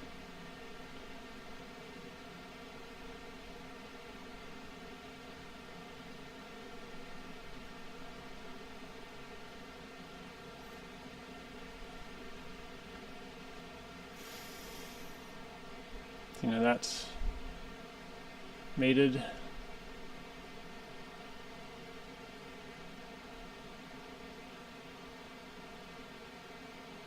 Yeah, so plenty of clearance there.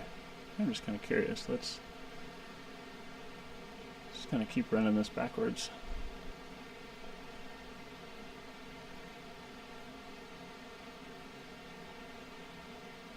It's sort of an interesting view. So all the snap connectors.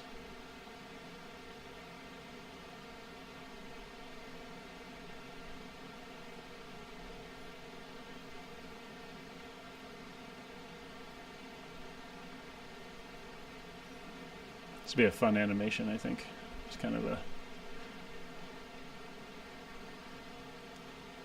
fact, I'm recording the video. I guess we could just...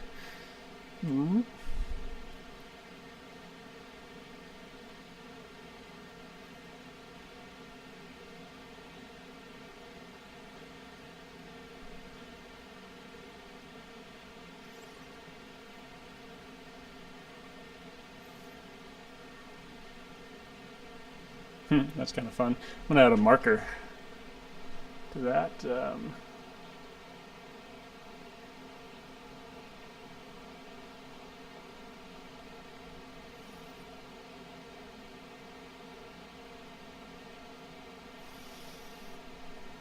Let's call that section view morph. Sweet. Okay. So that part seems to be running. Let's go back.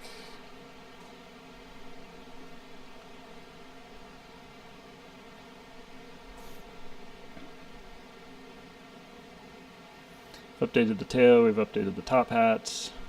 We're printing out tests of both. We updated the A-arm assembly. So let's, I think we just start putting together the production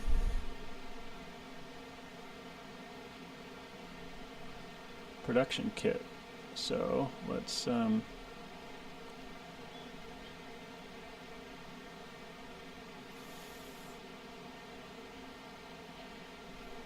just create a new one.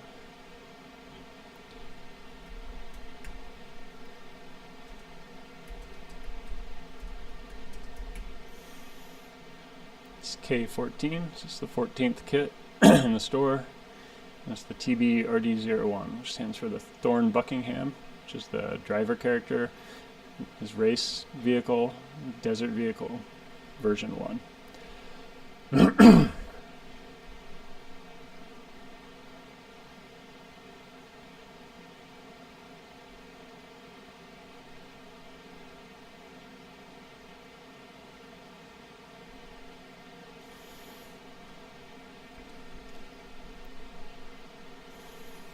Okay, and as always,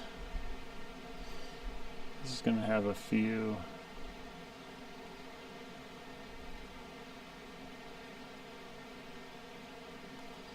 components here. I'll rename this one. This is going to be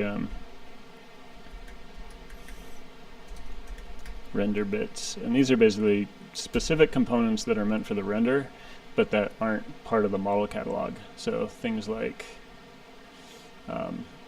you know, these suspension components here, these are actually all one flat piece in production, but for the render we have to split them up so we can add mates. And then same thing like the limit straps, these you know, these things here, they print flat when you manufacture them, but for the render they kind of get modeled in a bent state. So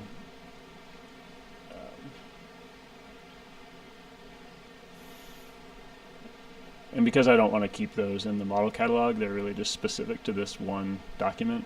I just house them in here. So everything gets a render bits studio, and then we get, let's rename this, we get a kit assembly, and then we get another assembly for the render.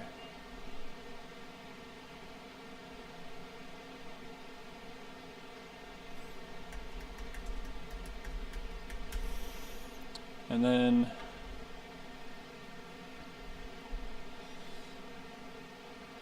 we'll duplicate that, but essentially we get a an exploded view assembly for doing instructions and stuff. So let's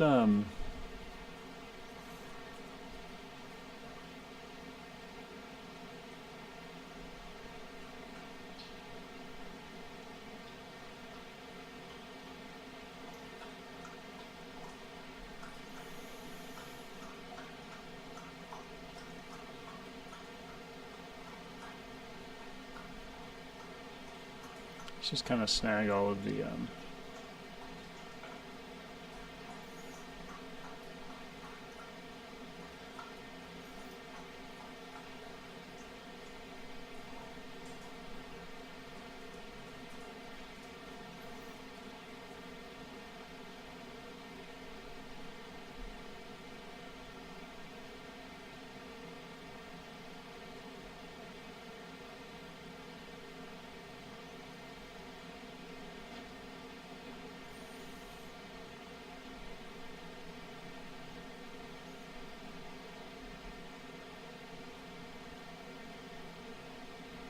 So we're going to want that.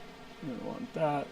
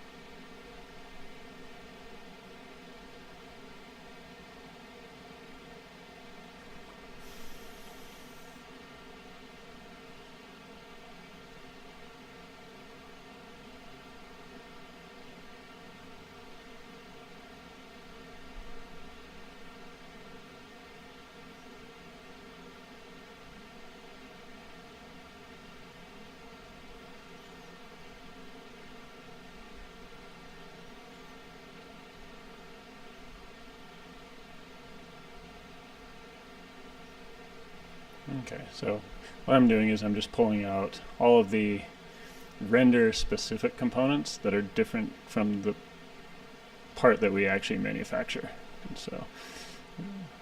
And these are just going to be kind of their own little standalone things. So I'm just going to, I think that's everything. Oh, we're missing a little bobble there.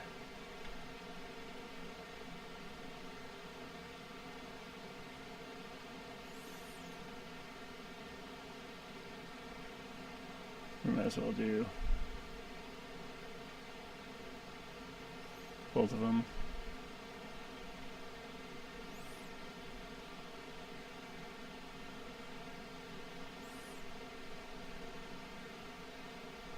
Double check.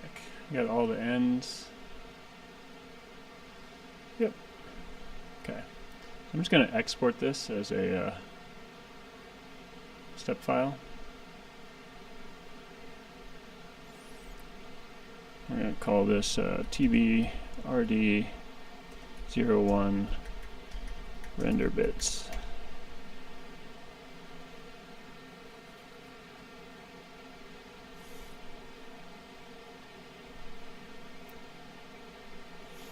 And we're just going to export these to a temporary location. And we're going to import them.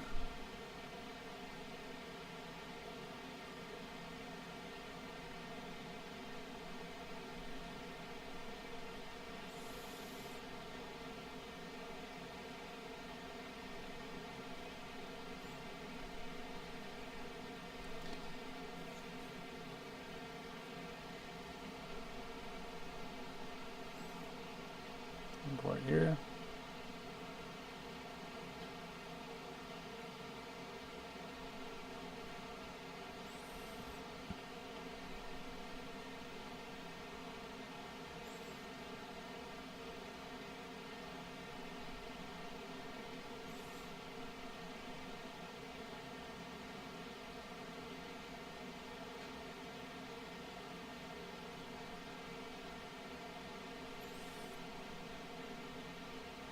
That's interesting.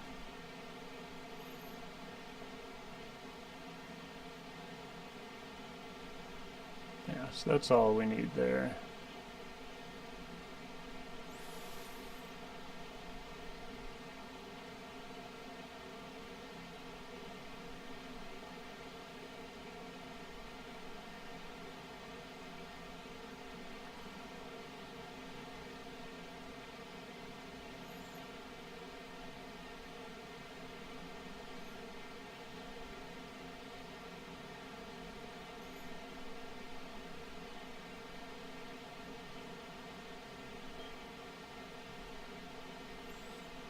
Okay, so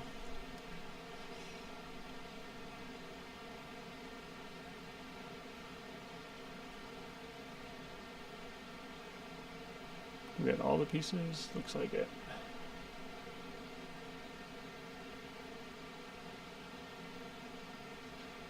Sweet. Okay, so we've got our special bits that we need to do this render.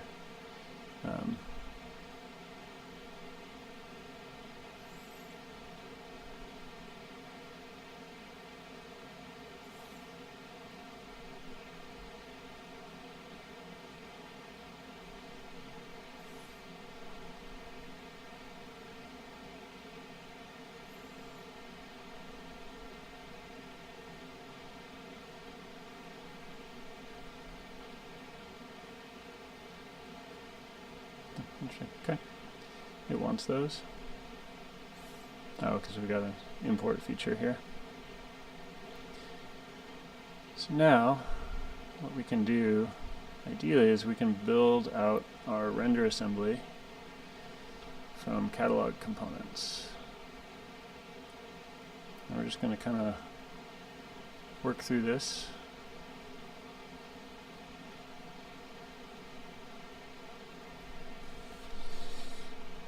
In fact, we can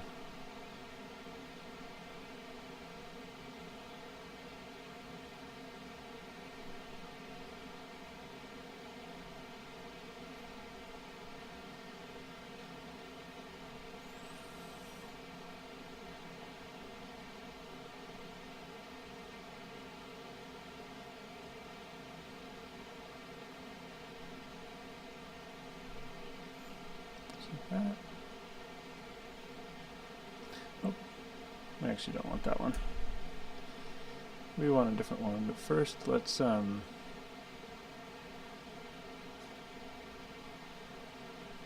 a couple things here.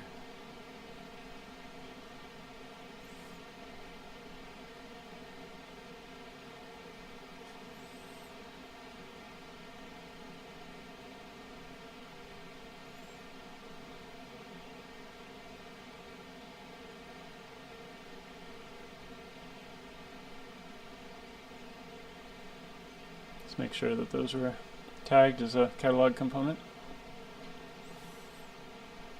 Okay, so we've got all of our rendery bits. And now let's show all.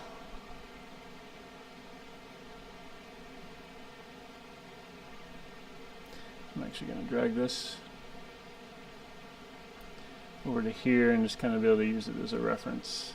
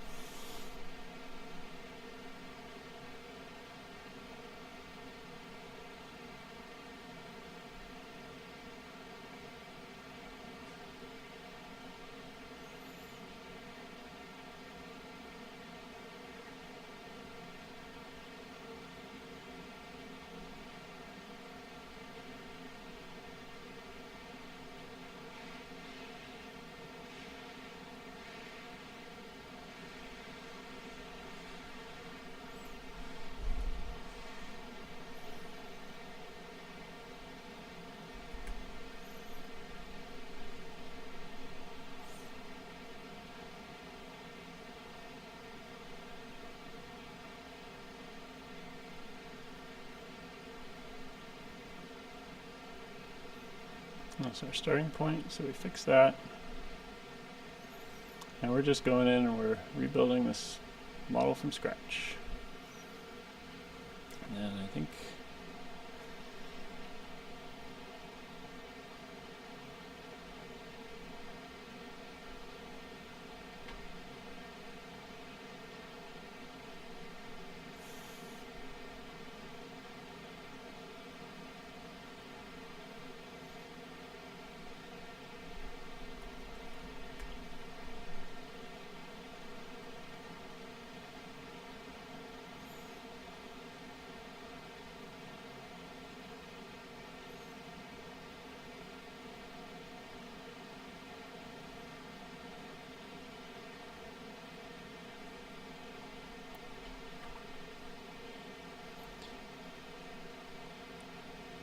as we go through these, we're just going to clean up the model catalog and make sure everything's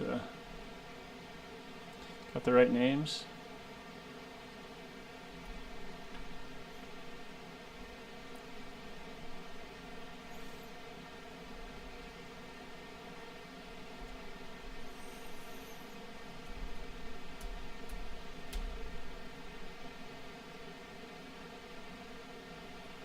Perfect.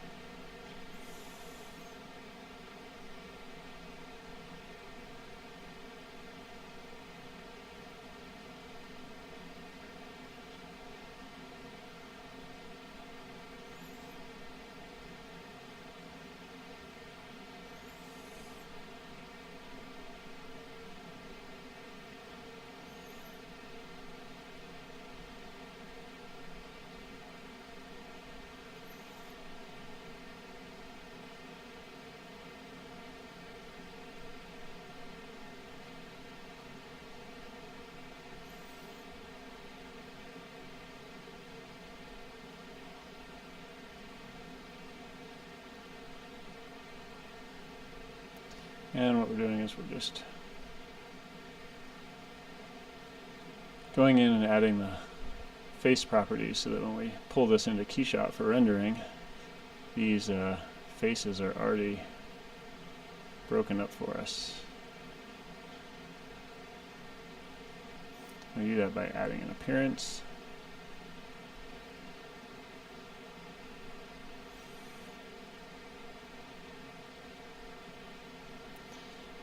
To each one of these different faces. And what that lets us do is apply a different material and pretty much a different texture to each, the sides, the top, and the bottom. And that way we can render it similar to how it will be 3D printed.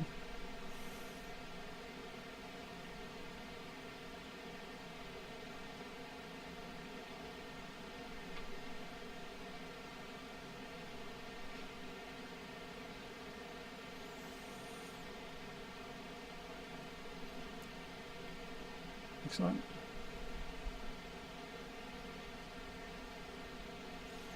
So now you can see correct name came in, and we also have the different face colors, again, which will let us apply, when we render it in KeyShot, different materials to the sides, the top, and the bottom automatically. And that's kind of how we get kind of the look that replicates kind of the 3D printing textures when we render them.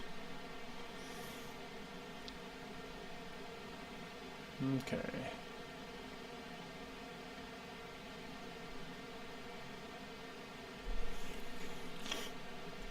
So let's see, we're just going to build this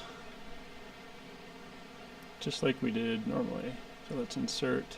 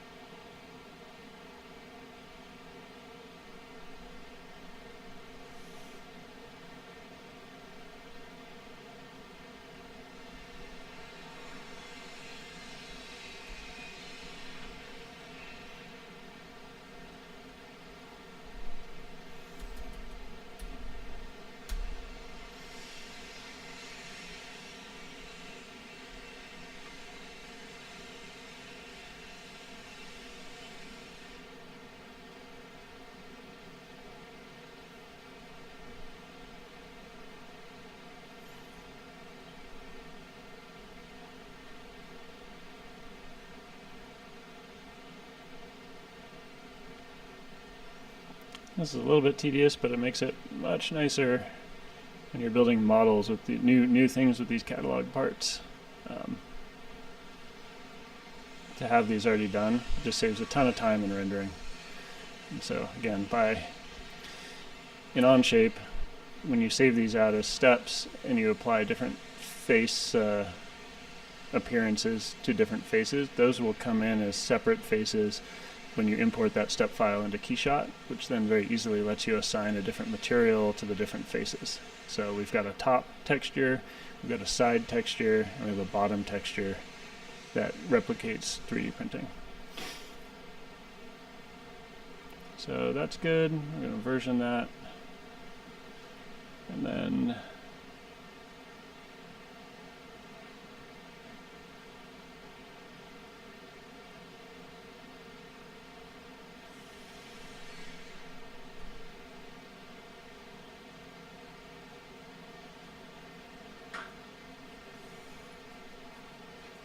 links get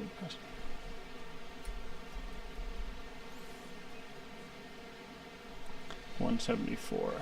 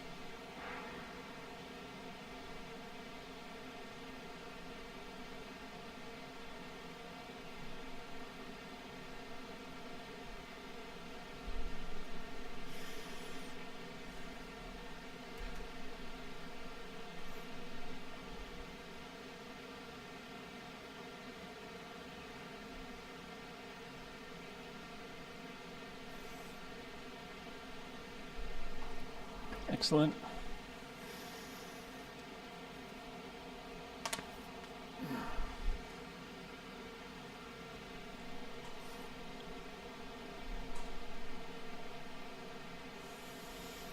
Okay, probably just fasten these.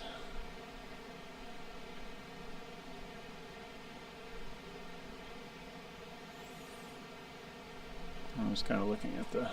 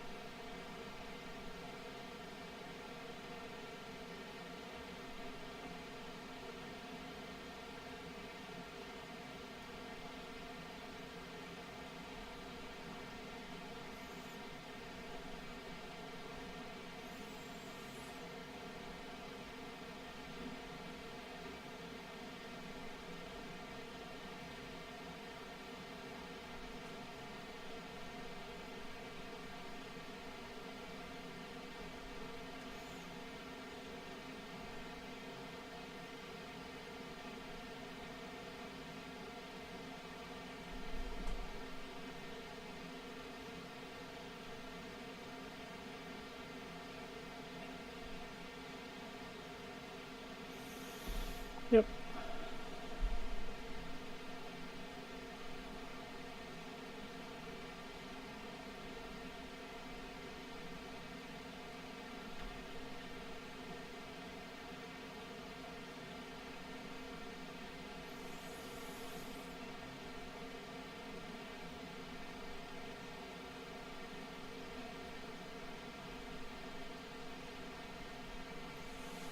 I'm just kind of scanning for the part that I want.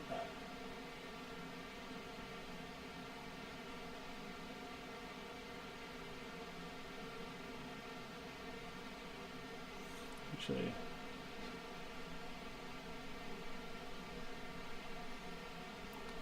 kind of slightly changing how I do the model catalog, so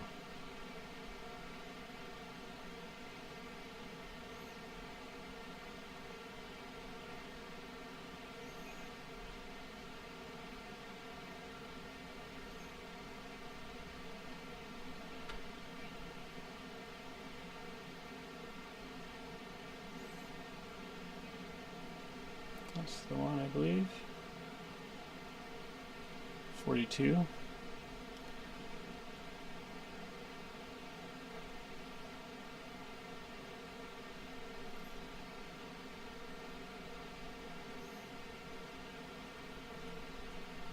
Yep.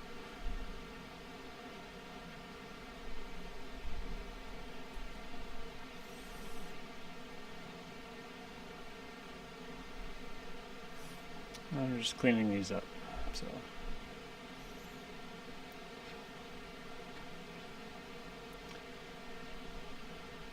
By adding appearances to the face when we export these out, comes into KeyShot with these faces separate so we can apply different materials.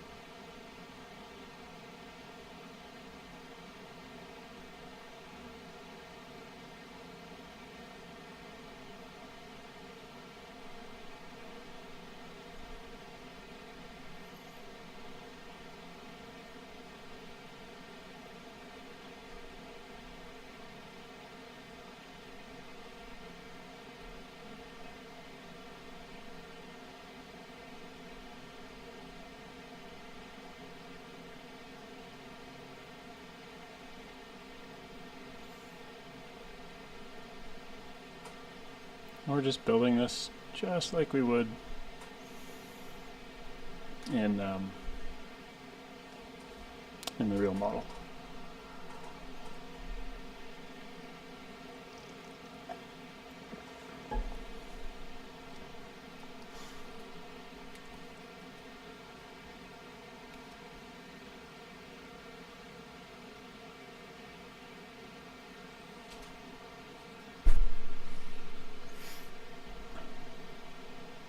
Alright, what do we have next? Let's do the skid plate bit.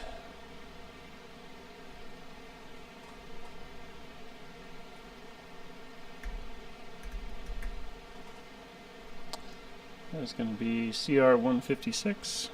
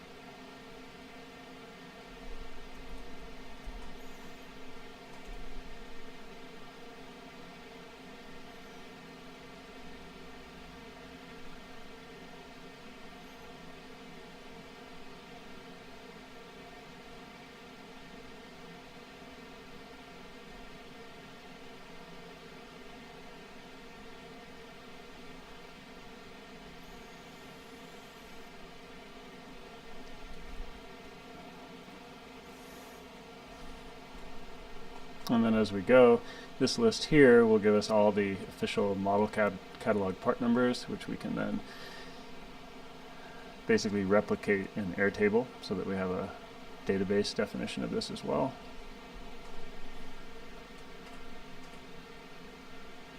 Super curious to see how that ARM turns out. Anyway, let's keep going on this. So now let's add our. So here's where we're going to add some render bits. I wonder if we can kind of keep this clean. Can we create a folder? Render components.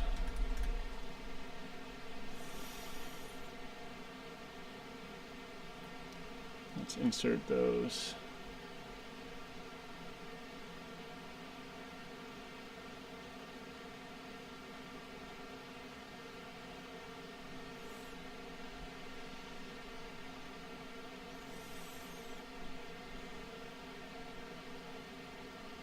And what I'm wondering is, can we just move these into there? Perfect. Yeah. That way they're out of the main list, just so we can keep, because these are not catalog component items. These are just one-off items specific to this render. So let's see, we are going to need 2 of these.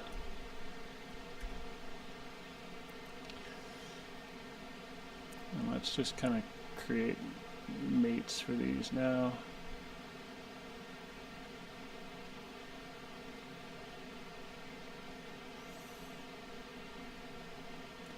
This is a Revolute mate.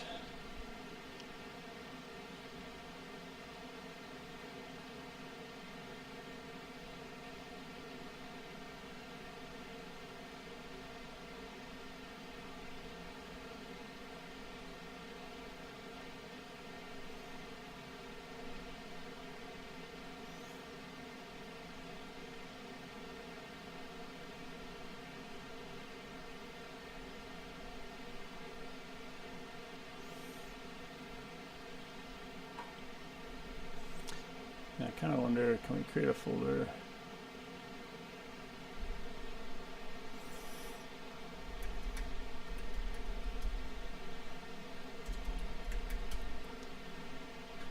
Can this go down here? No.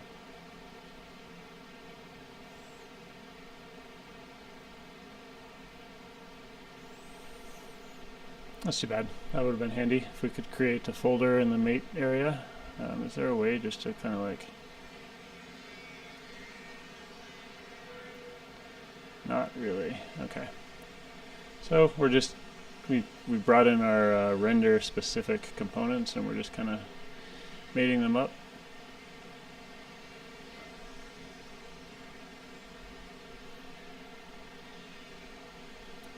This is also a Revolute.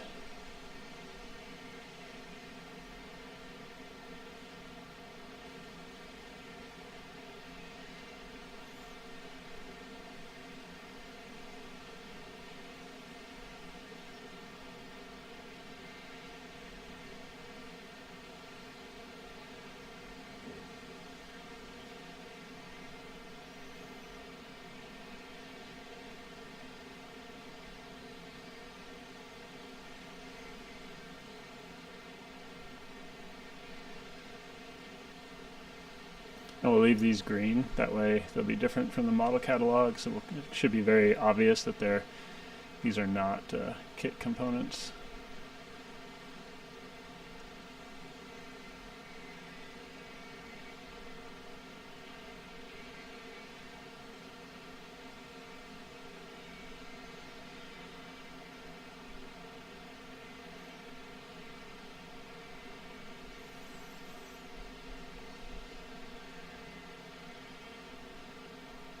We do need 2 of these.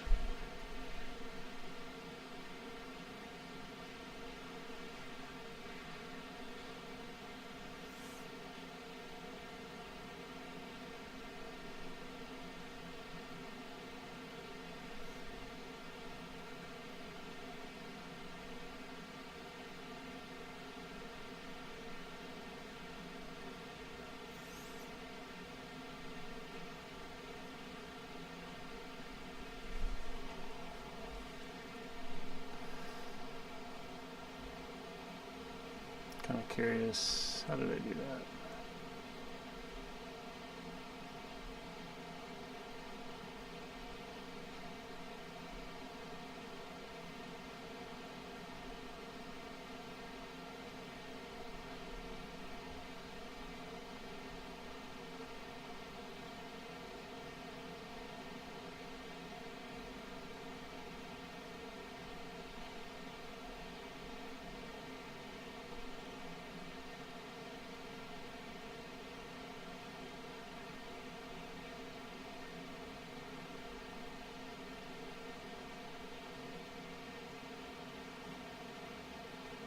I cheated. Okay, let's see.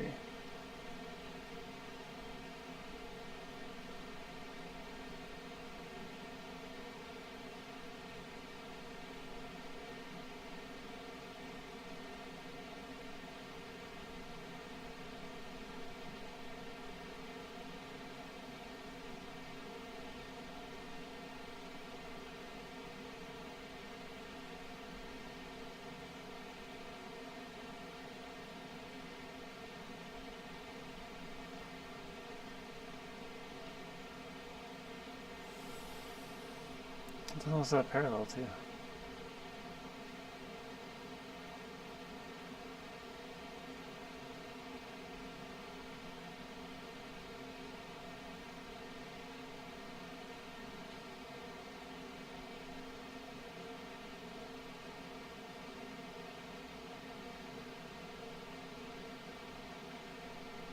Oh, it's a group. Okay, well, anyway. Let's one of these gets a revolute.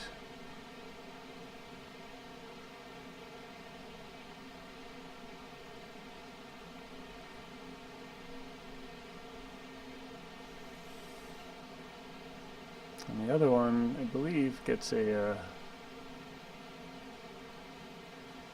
pin slot.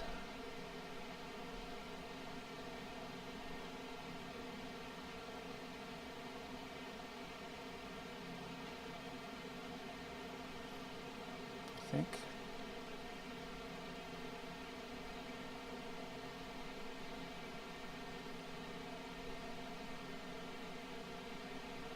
Yep.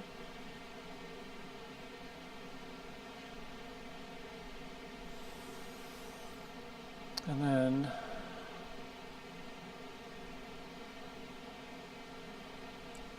now I've got this assembly to made up.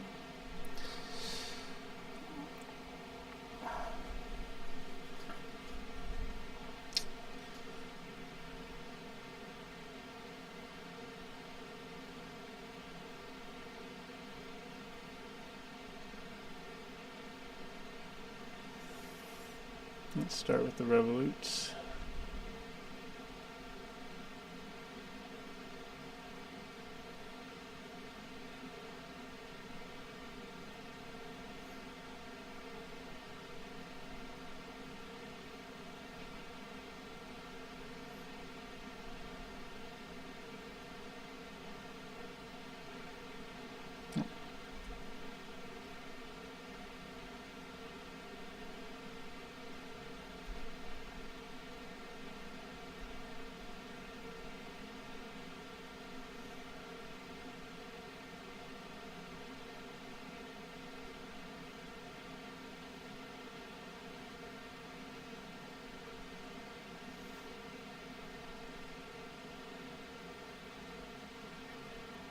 Interesting.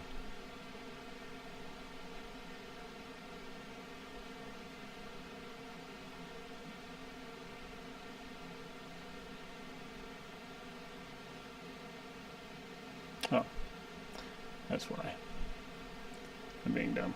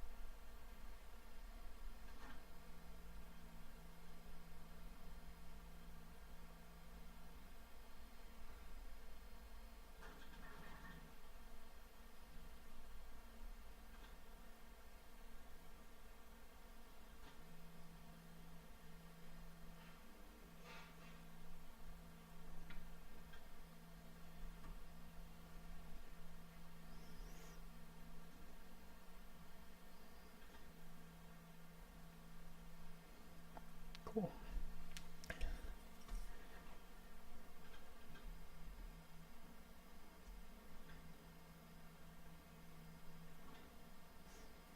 Okay, interesting. Okay, so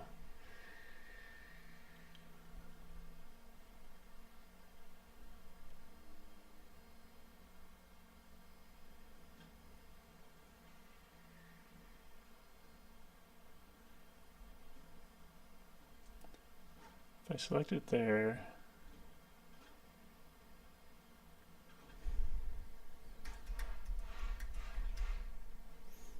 and call these articulating mates.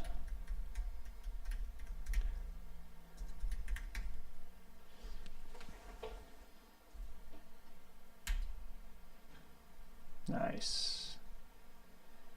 Okay, so there is a way to do it. You just can't add the folder first. You have to select the mates, and then you can add them to a folder. Whereas up here in the components, you can add a folder and then drag things in. I don't know why that is. I don't know if these are really time-based or not, but oh well, it is what it is. So we're just building, we're essentially building the final render assembly for this this kit here.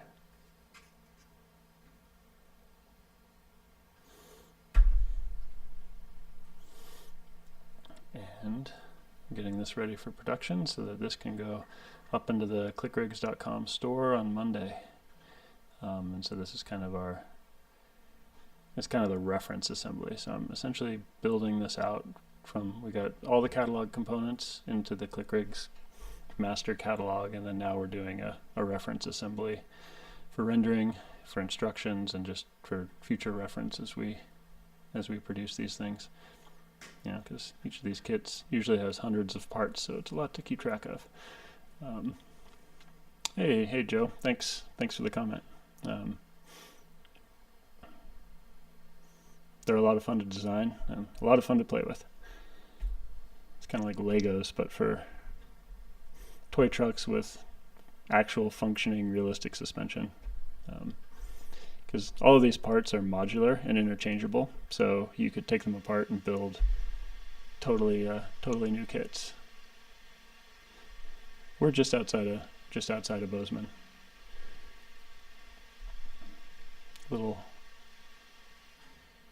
Little town out in the farm country.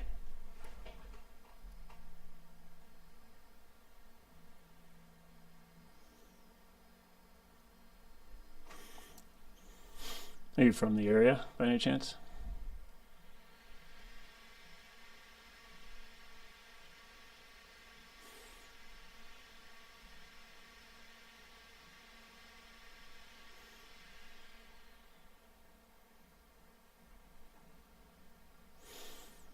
Let's see, so what, we're kind of building these out.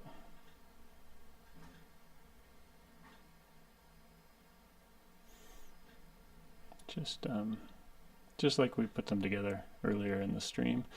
Okay, so now let's fasten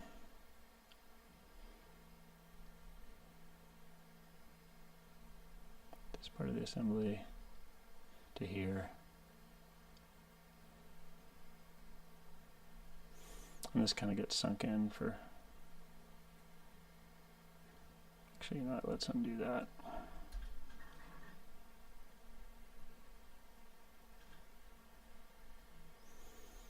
We are gonna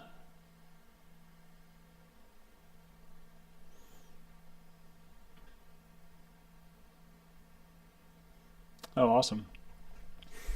Yeah, it's I don't know if you're familiar with a company called Go Fast Campers, but I started that as well. So Go Fast is also out of Bozeman, and yeah, I sold it a little over a year ago and started ClickRigs. So figured I wanted to try my hand at creating things that were a lot smaller. So logistically, it's quite a bit simpler than Go Fast Campers, but still associated in the same space. I just love off-road stuff and trucks and vehicles and race cars, so that's what I'm doing now. But thank you to your friend for showing you.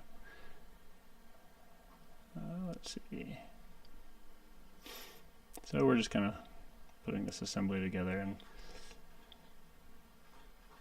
And kind of bring this back in. This is the design render.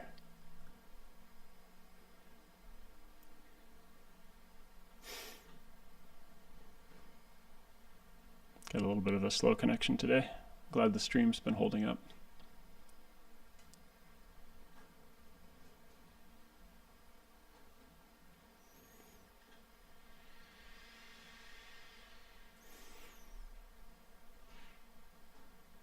I'll jump back to that in a second. Let's keep working on this one. Okay, so does it matter where these go? Does that break anything? You can kind of see these are articulating.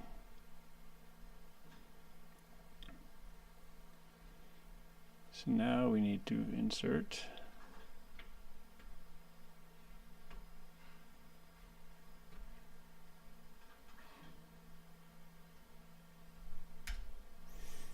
come on, you can do it. There you go.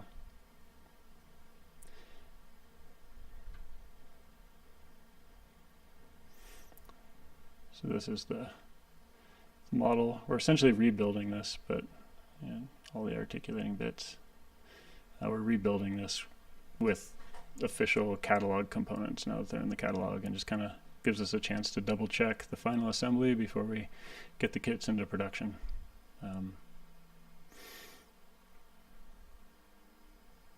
But what I wanted was that one.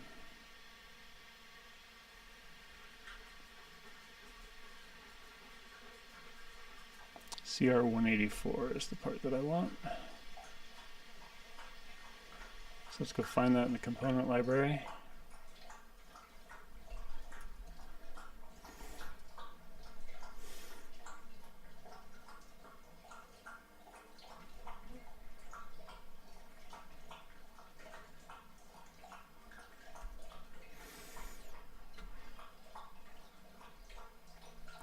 And just make sure it's got the right name.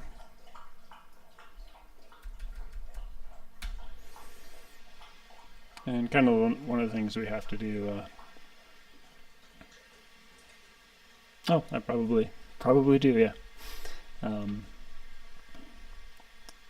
So we've been streaming this kit right here. That so here, just the same kit, but in kind of two different colorways.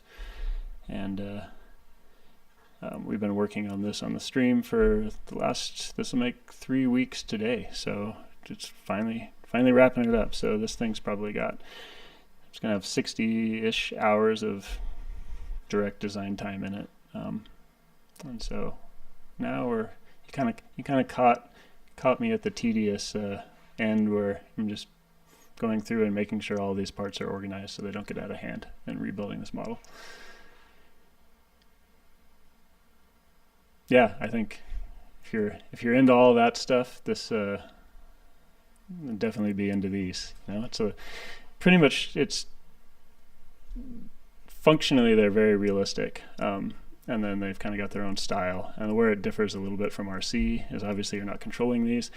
In a lot of ways, I like to play with these almost like off-road Pinewood Derby. So we've got a ramp that's kind of the same incline as a stairs, like a standard stair incline. And I don't know if you can see kind of behind me, got some kind of terrain elements there that we're working on. So there'll be a whole terrain building system. And you can use those flat and just kind of push and launch stuff off, or you can set those pieces of terrain up on the ramp and send them down like off-road Pinewood Derby and try to make it through cleanly without crashing. And so the suspension soaks it all up. I don't know if you've had a chance to see any of the slow-mo action videos on the ClickRigs YouTube channel or on the website at ClickRigs.com. But you can kind of see there's a number of videos that are shot in slow-mo of these things going down the ramp. You can kind of see how realistically the suspension tackles these obstacles.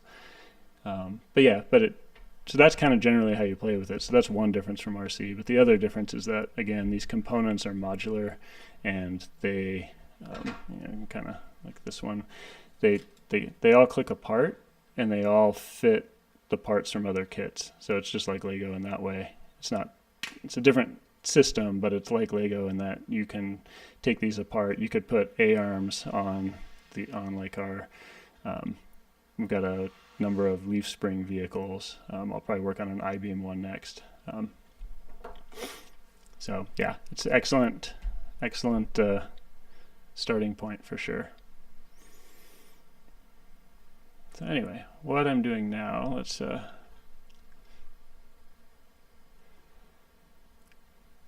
and if you're interested in watching 60 hours of video, if your kids ever become interested in design and engineering and CAD work, for each of these kits, basically the entire design process is documented via these streams and will be linked on the product pages. And so for the folks out there that do sort of get into design and engineering and want to start kind of making their own parts and stuff, hopefully all of this stuff will be a great resource.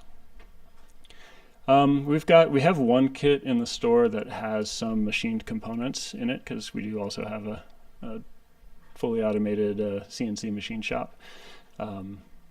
But part of the goal of this system is kind of build out the catalog as rapidly as possible. I mean, I'm shooting to have thousands and thousands of separate components kind of in the catalog, and hundreds of different kits. And so the machining kind of at a certain point becomes both like cost and time prohibitive.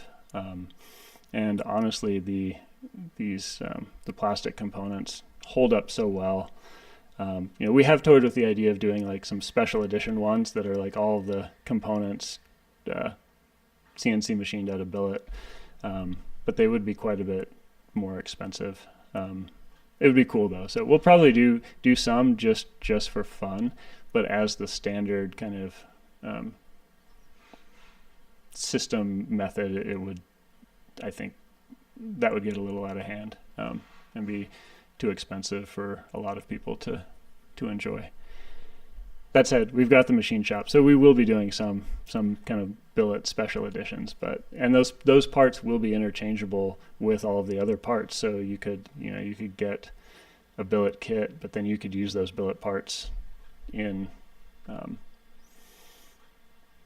your builds. So we haven't ruled it out, but it won't be the default form, just because it'll end up being quite a bit more expensive.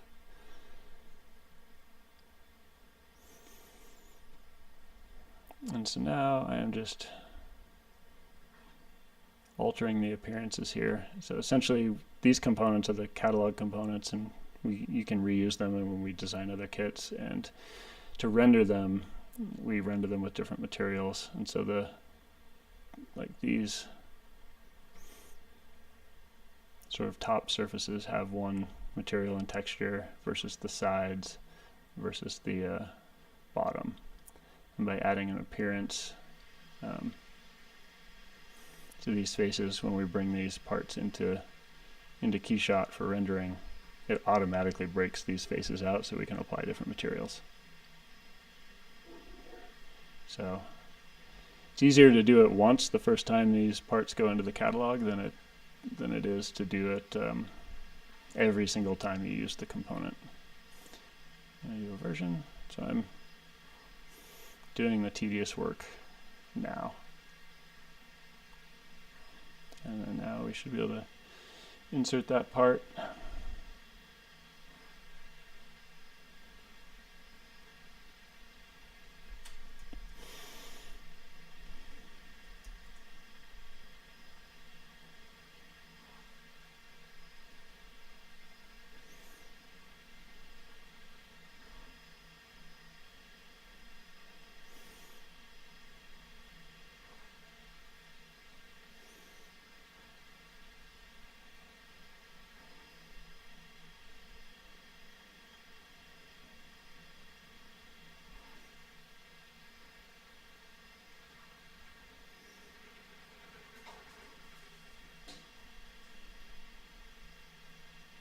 Yeah, thank you. Yeah, if you get some, definitely play with them. Let me know what you think. Super open to feedback. I mean, that's the other nice thing about not machining everything. It makes it super easy to just keep. Not super easy. Nothing done well is super easy, but it makes it much easier to keep improving the system. So always super open to hear what works for you, what doesn't, or if you have an idea, if you have a specific kind of rig that you would like to see kind of in the ecosystem, just let me know. We'll try to build it. I'm gonna do a fully linked rock buggy next to kind of go with our leaf spring rock buggy. And then after that, I think I'm actually going to I really want to do an off-road racing garbage truck. So I've kind of been calling it the decarbage truck in my head. So I think I'm going to jump into that. Talk to you later. Have a good one.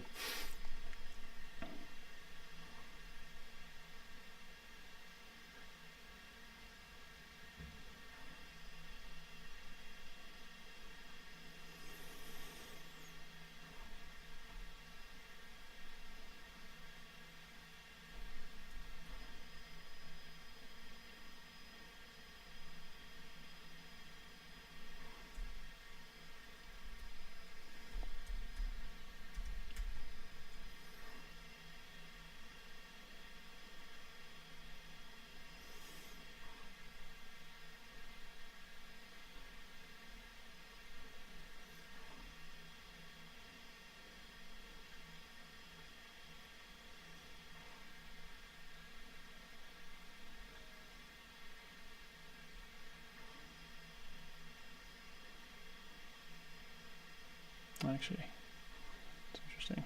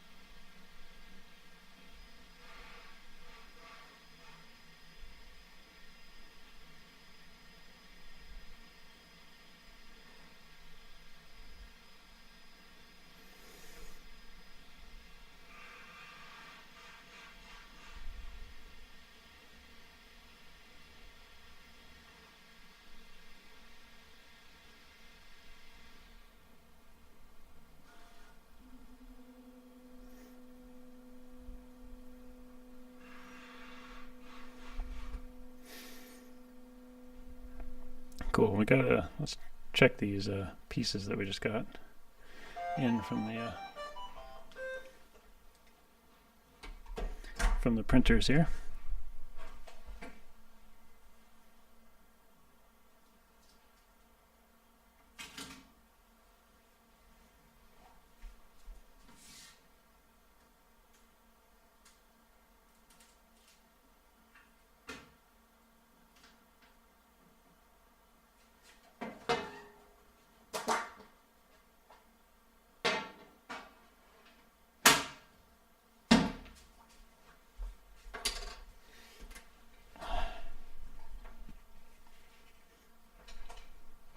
All right, so a couple things. Let's see, do I have...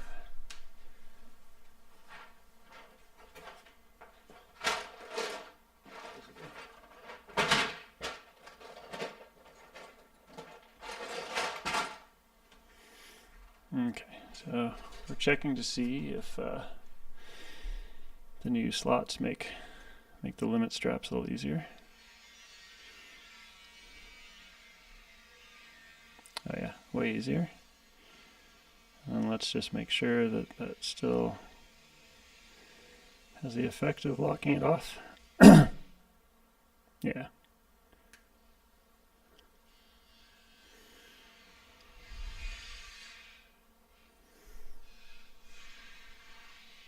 It's more or less. Yeah, that's plenty strong.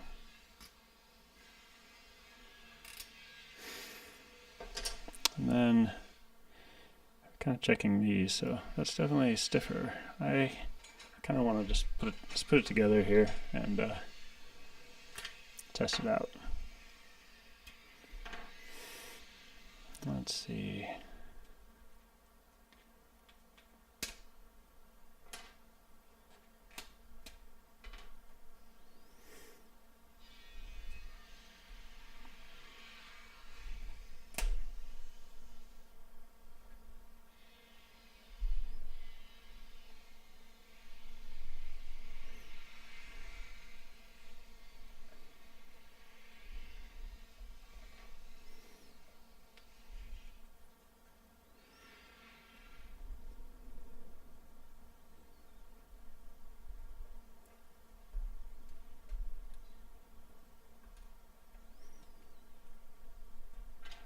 And what we've done is we've essentially stiffened up that middle bit.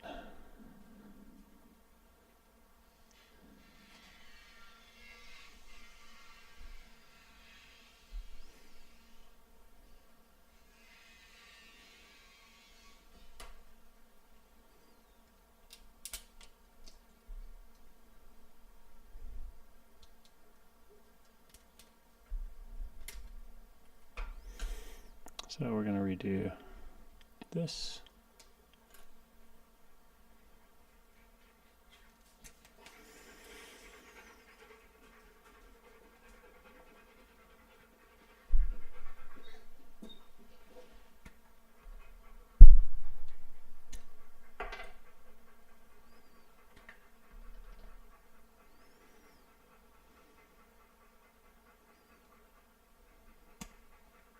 So that's the old one. So first thing I want to see is, let's put these on.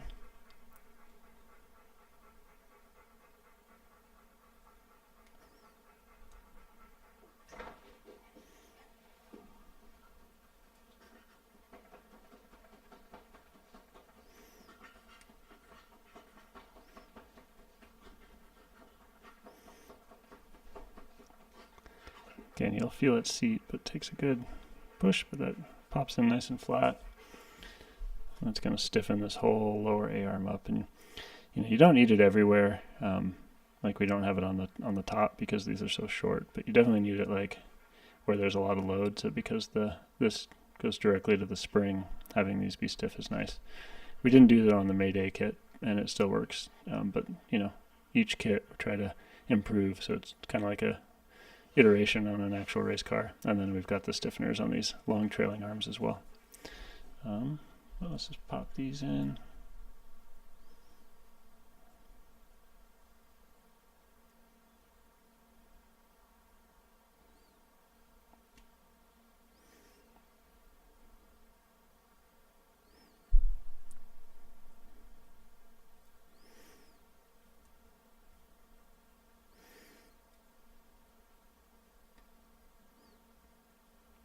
just like that. And then, so one of the two things that got changed about this whole center section, we bumped it up to, I think, 50% infill, but the rest of it is 15 to make these stiffer. And then we also increased the chamfer. So I'm kind of curious if that makes it any easier to get these bearings on.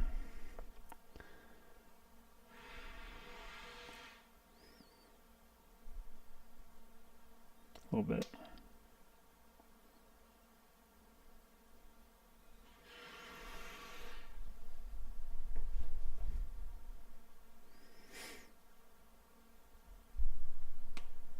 There it is, and that just kind of snaps in.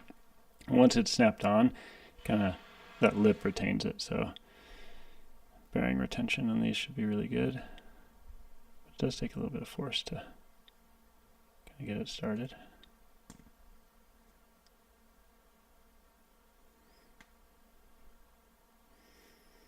Very nice. And then let's throw our links back in.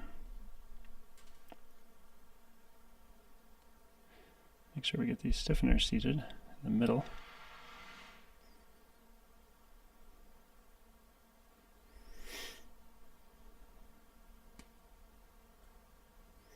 Now we can kind of throw it back into the, snake it back into this chassis here.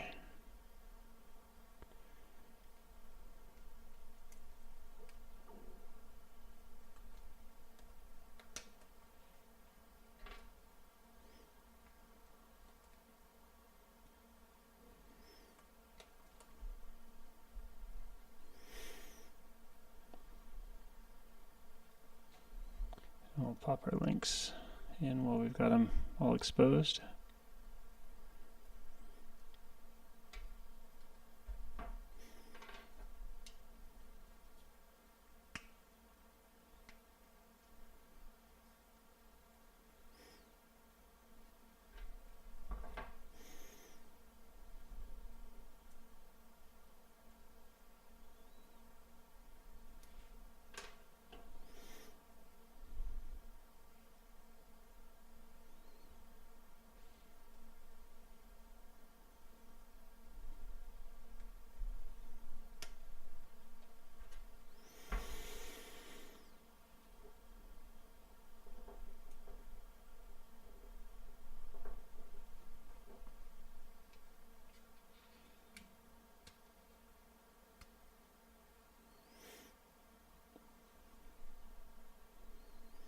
It's all back together.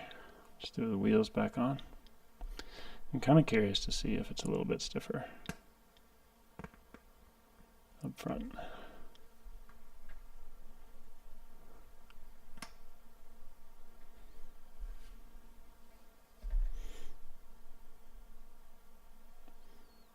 About the same there.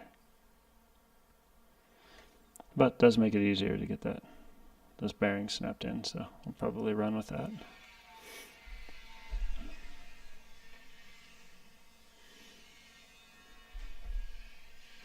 It's a good bit stiffer. Okay, so let's just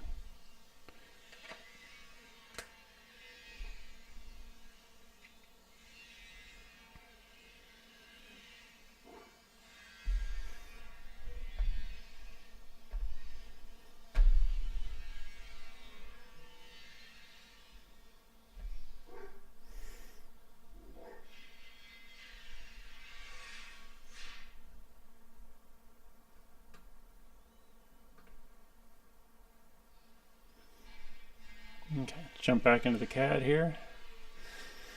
We got this side articulating, and this side. So needs a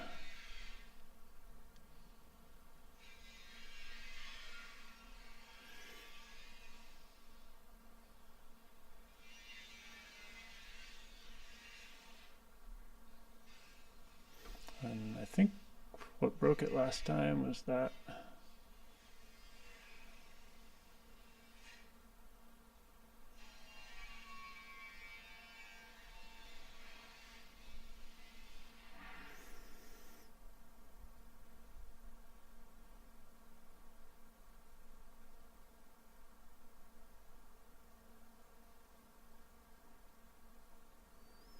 Yeah, so for some reason that one breaks everything. Why is that? Is there already a mate there? Is that what's happening? No?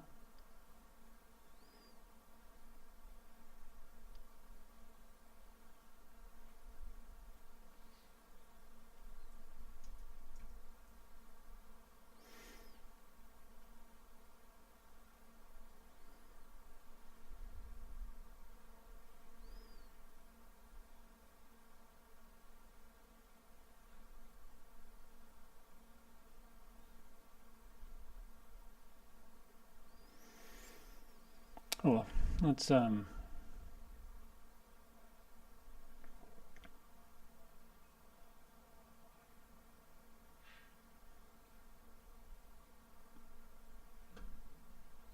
just keep moving.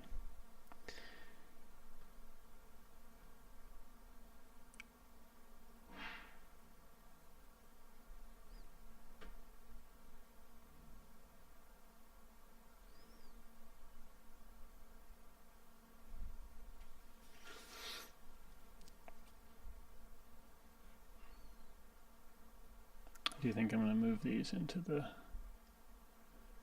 suspension mates?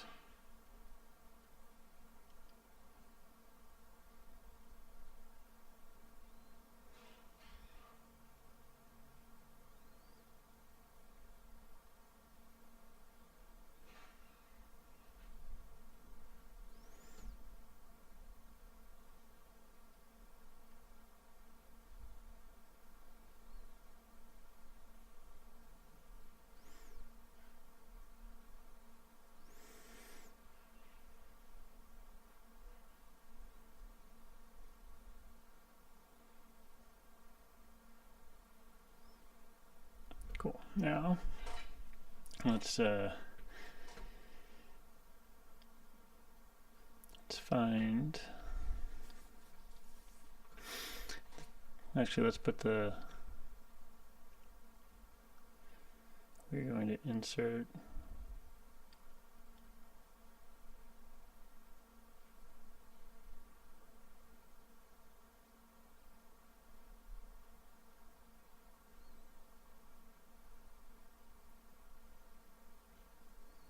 We don't need a version for that. Come back here. So let's see, we need that 1x5.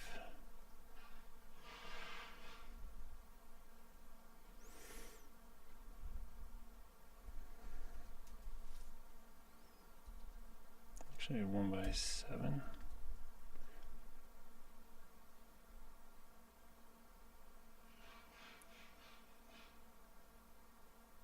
Nope.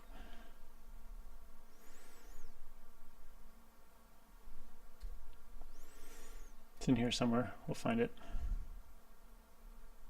These are all the ClickRigs parts.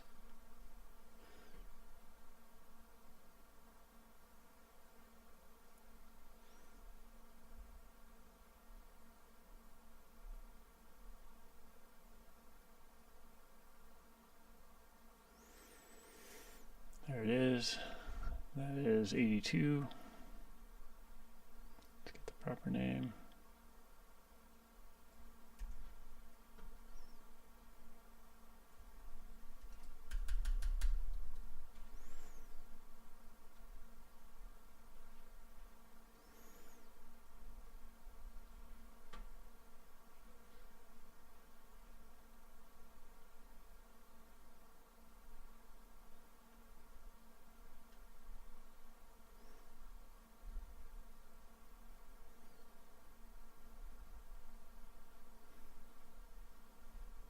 And we're just adding face appearances so that when we bring these into KeyShot for rendering, we can apply different materials to the.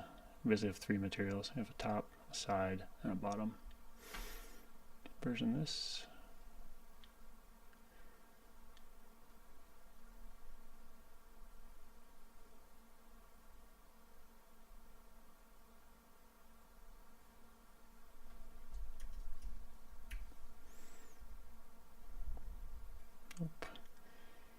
82.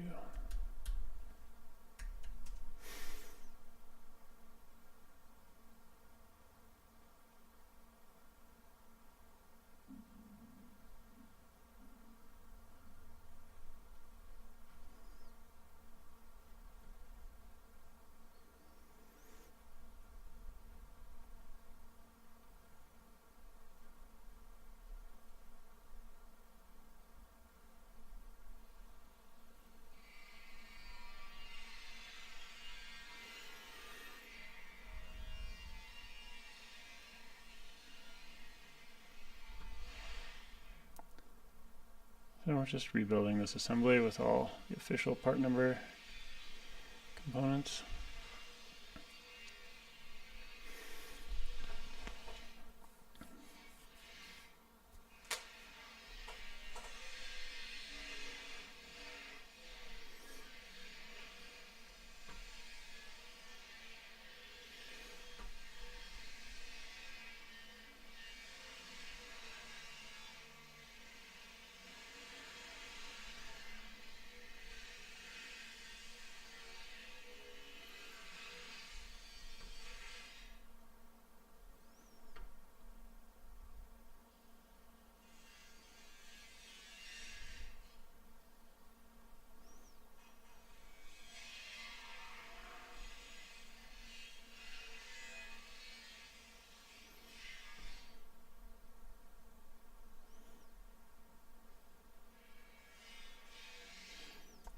This normally isn't quite so tedious, but I am changing how I do the model catalog, and so we are going to be inserting this component into this assembly here. And so because these parts are all reusable in other models, I'm just cleaning it up as I go. And we're essentially, for anyone new watching, I'm adding appearances to these faces because that makes it so that when I import these components into a KeyShot for rendering, we can apply different materials that have different textures to the different faces, and these faces will automatically be broken out.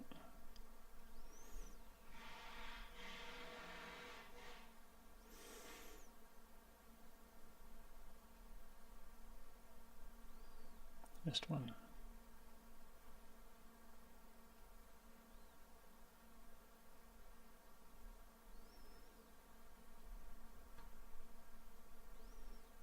Create a version.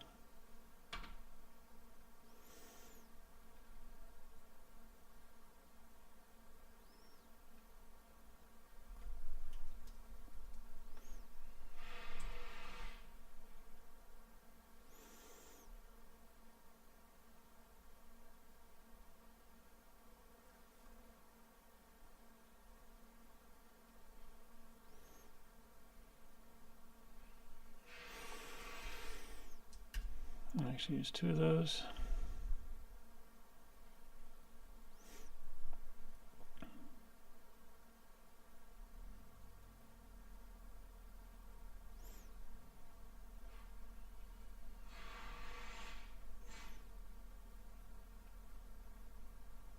Let's just hide these real quick.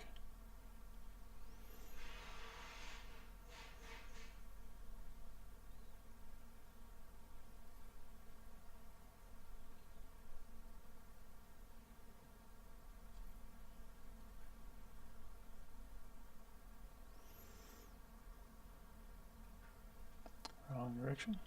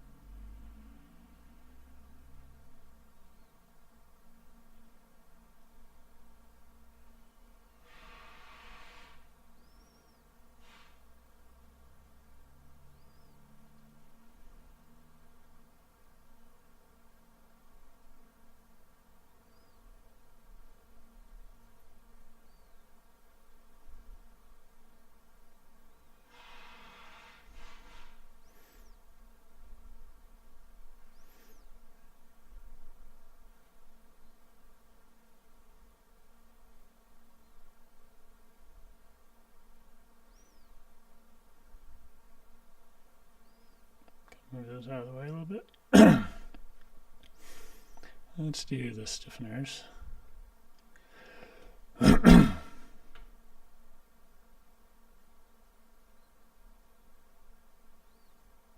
CR165.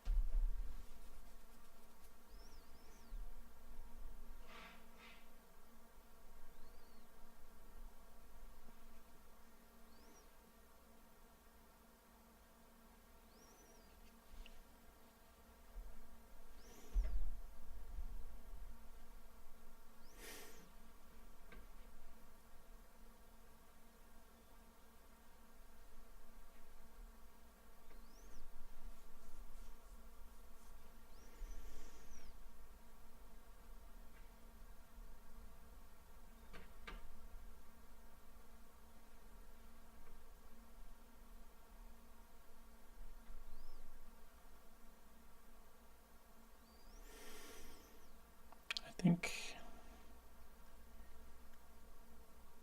I want to include 20s.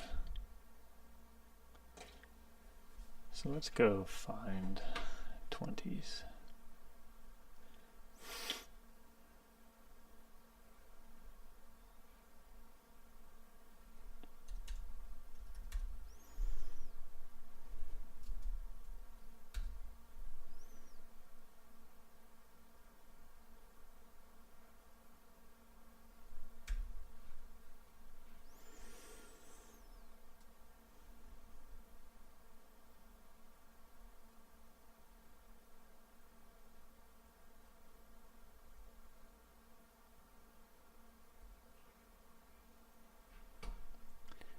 Let's search in here. 20mm ball and length, CR37.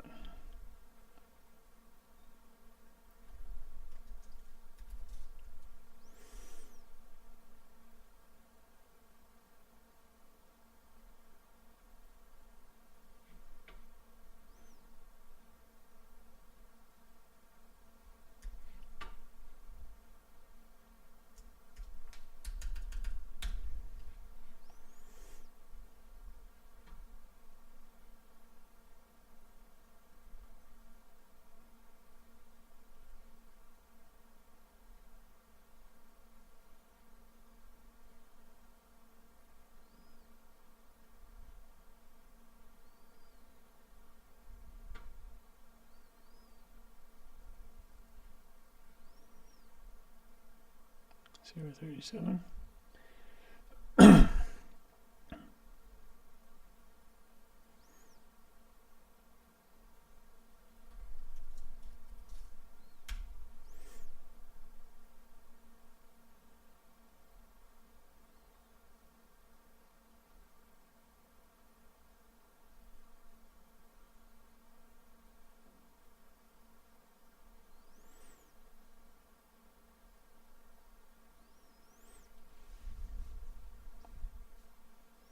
It's interesting.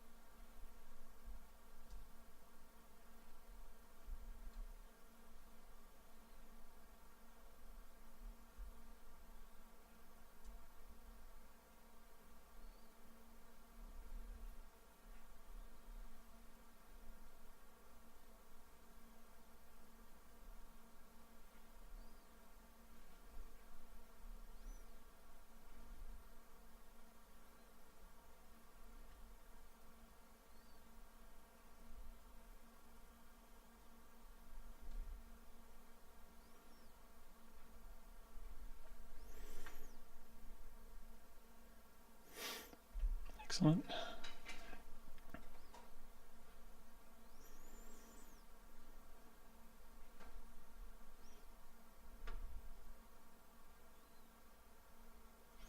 Kind of curious if we can add a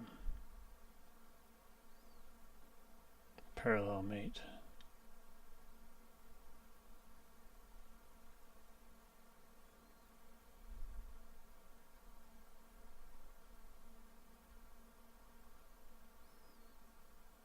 Nope.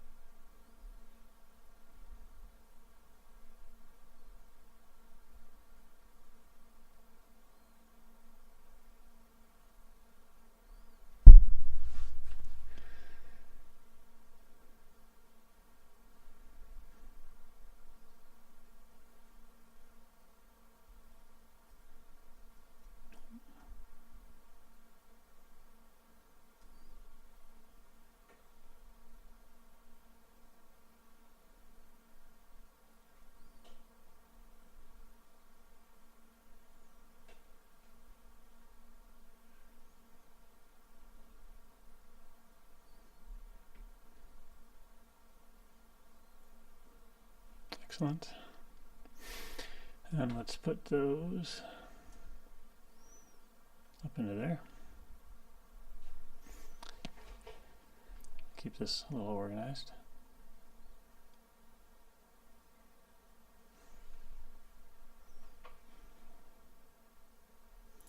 Be right back.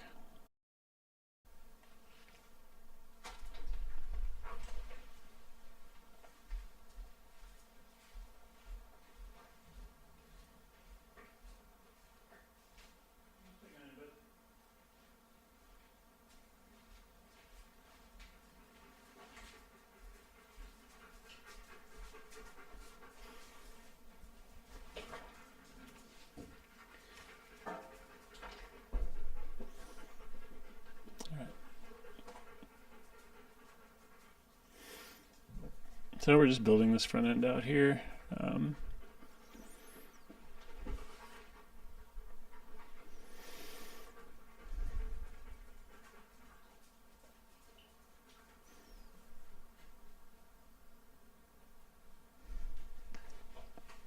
kind of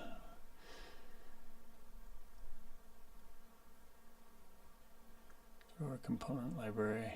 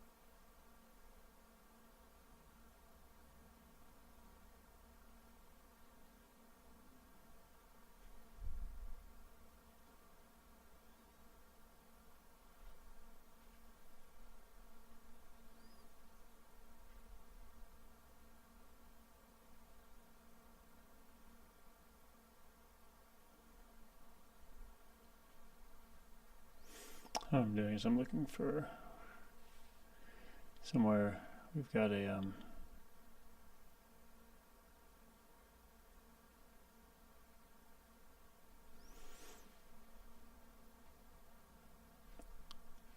set of wheels.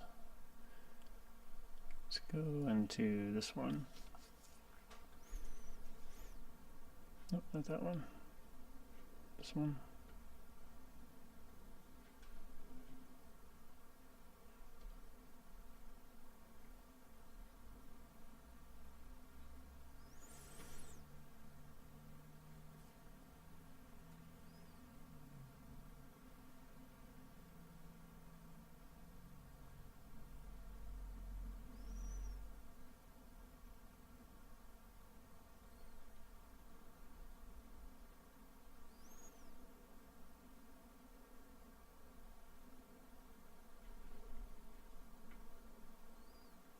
Oh, it's in the component generator. That makes sense. Okay, so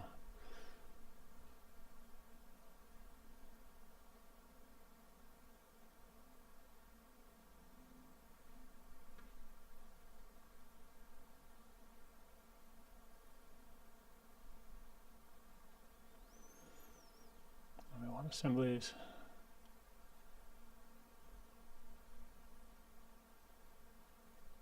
Oh, I see what's going on.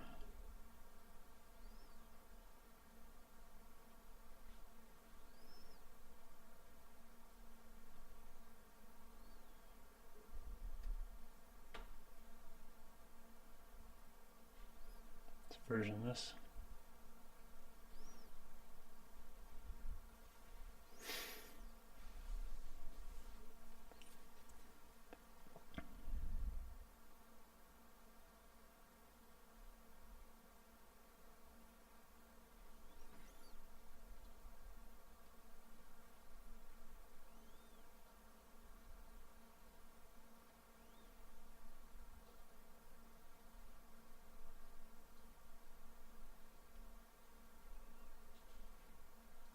Perfect.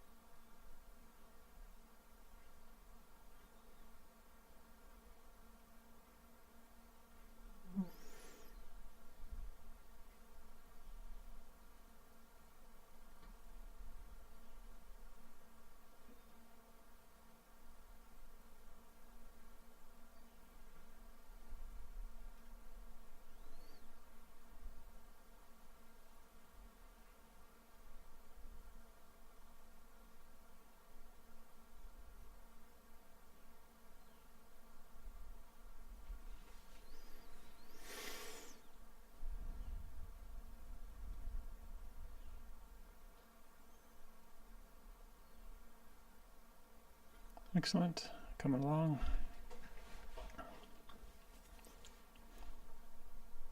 Got about 5 minutes left in the stream. We're just getting all this stuff cleaned up and finalized. I think we're on the last little bit. And get the rest of the stuff up in the store today. And yeah, hopefully, I'd say by Monday at the latest. Monday we'll probably send out an email. So either get signed up on the email list or keep checking ClickRigs.com, and this will be up for sale by Monday.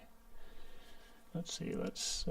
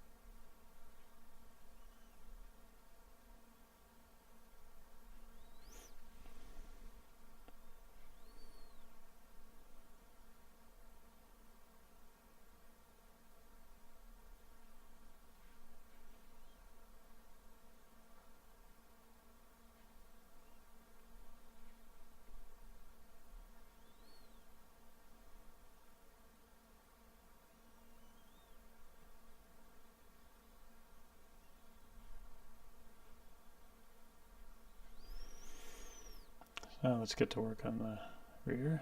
And clearly that one's not right. Let's go.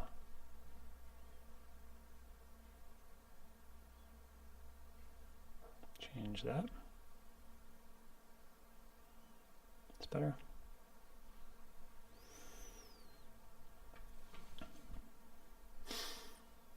We got about 2 minutes left in this stream, but this kit will be up in the store here by Monday at the latest, ClickRigs.com.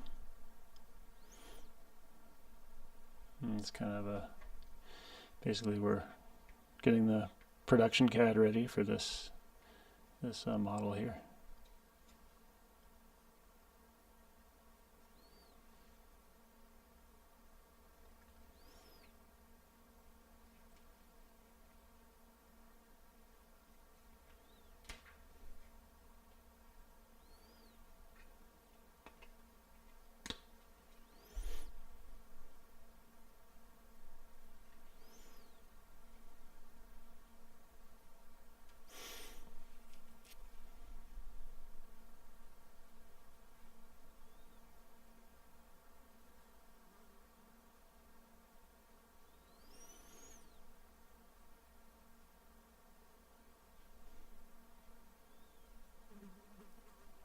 Let's jump back into, what do we need? Let's do the side pods.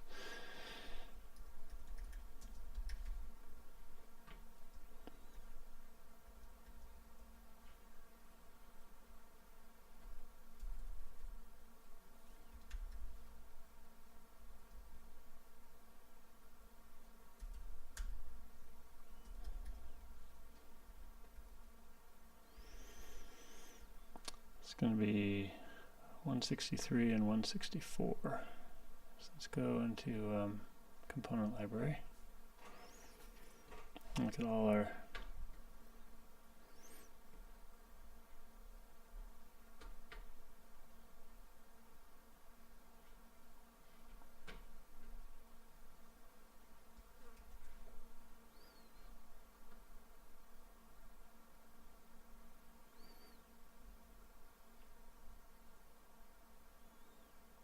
see, that's already not right.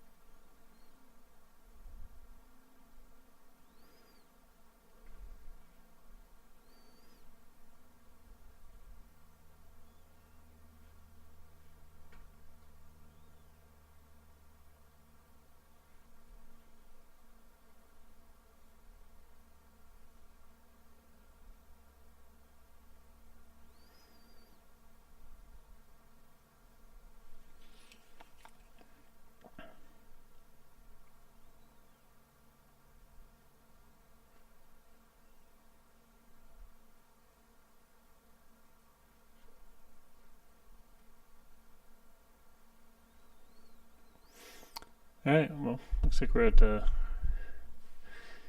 at Union Pacific, so that's it for today. But we'll be back on Monday, and we'll probably do a quick recap of this and jump into the next rig. So I'll see you all Monday. Thanks for watching.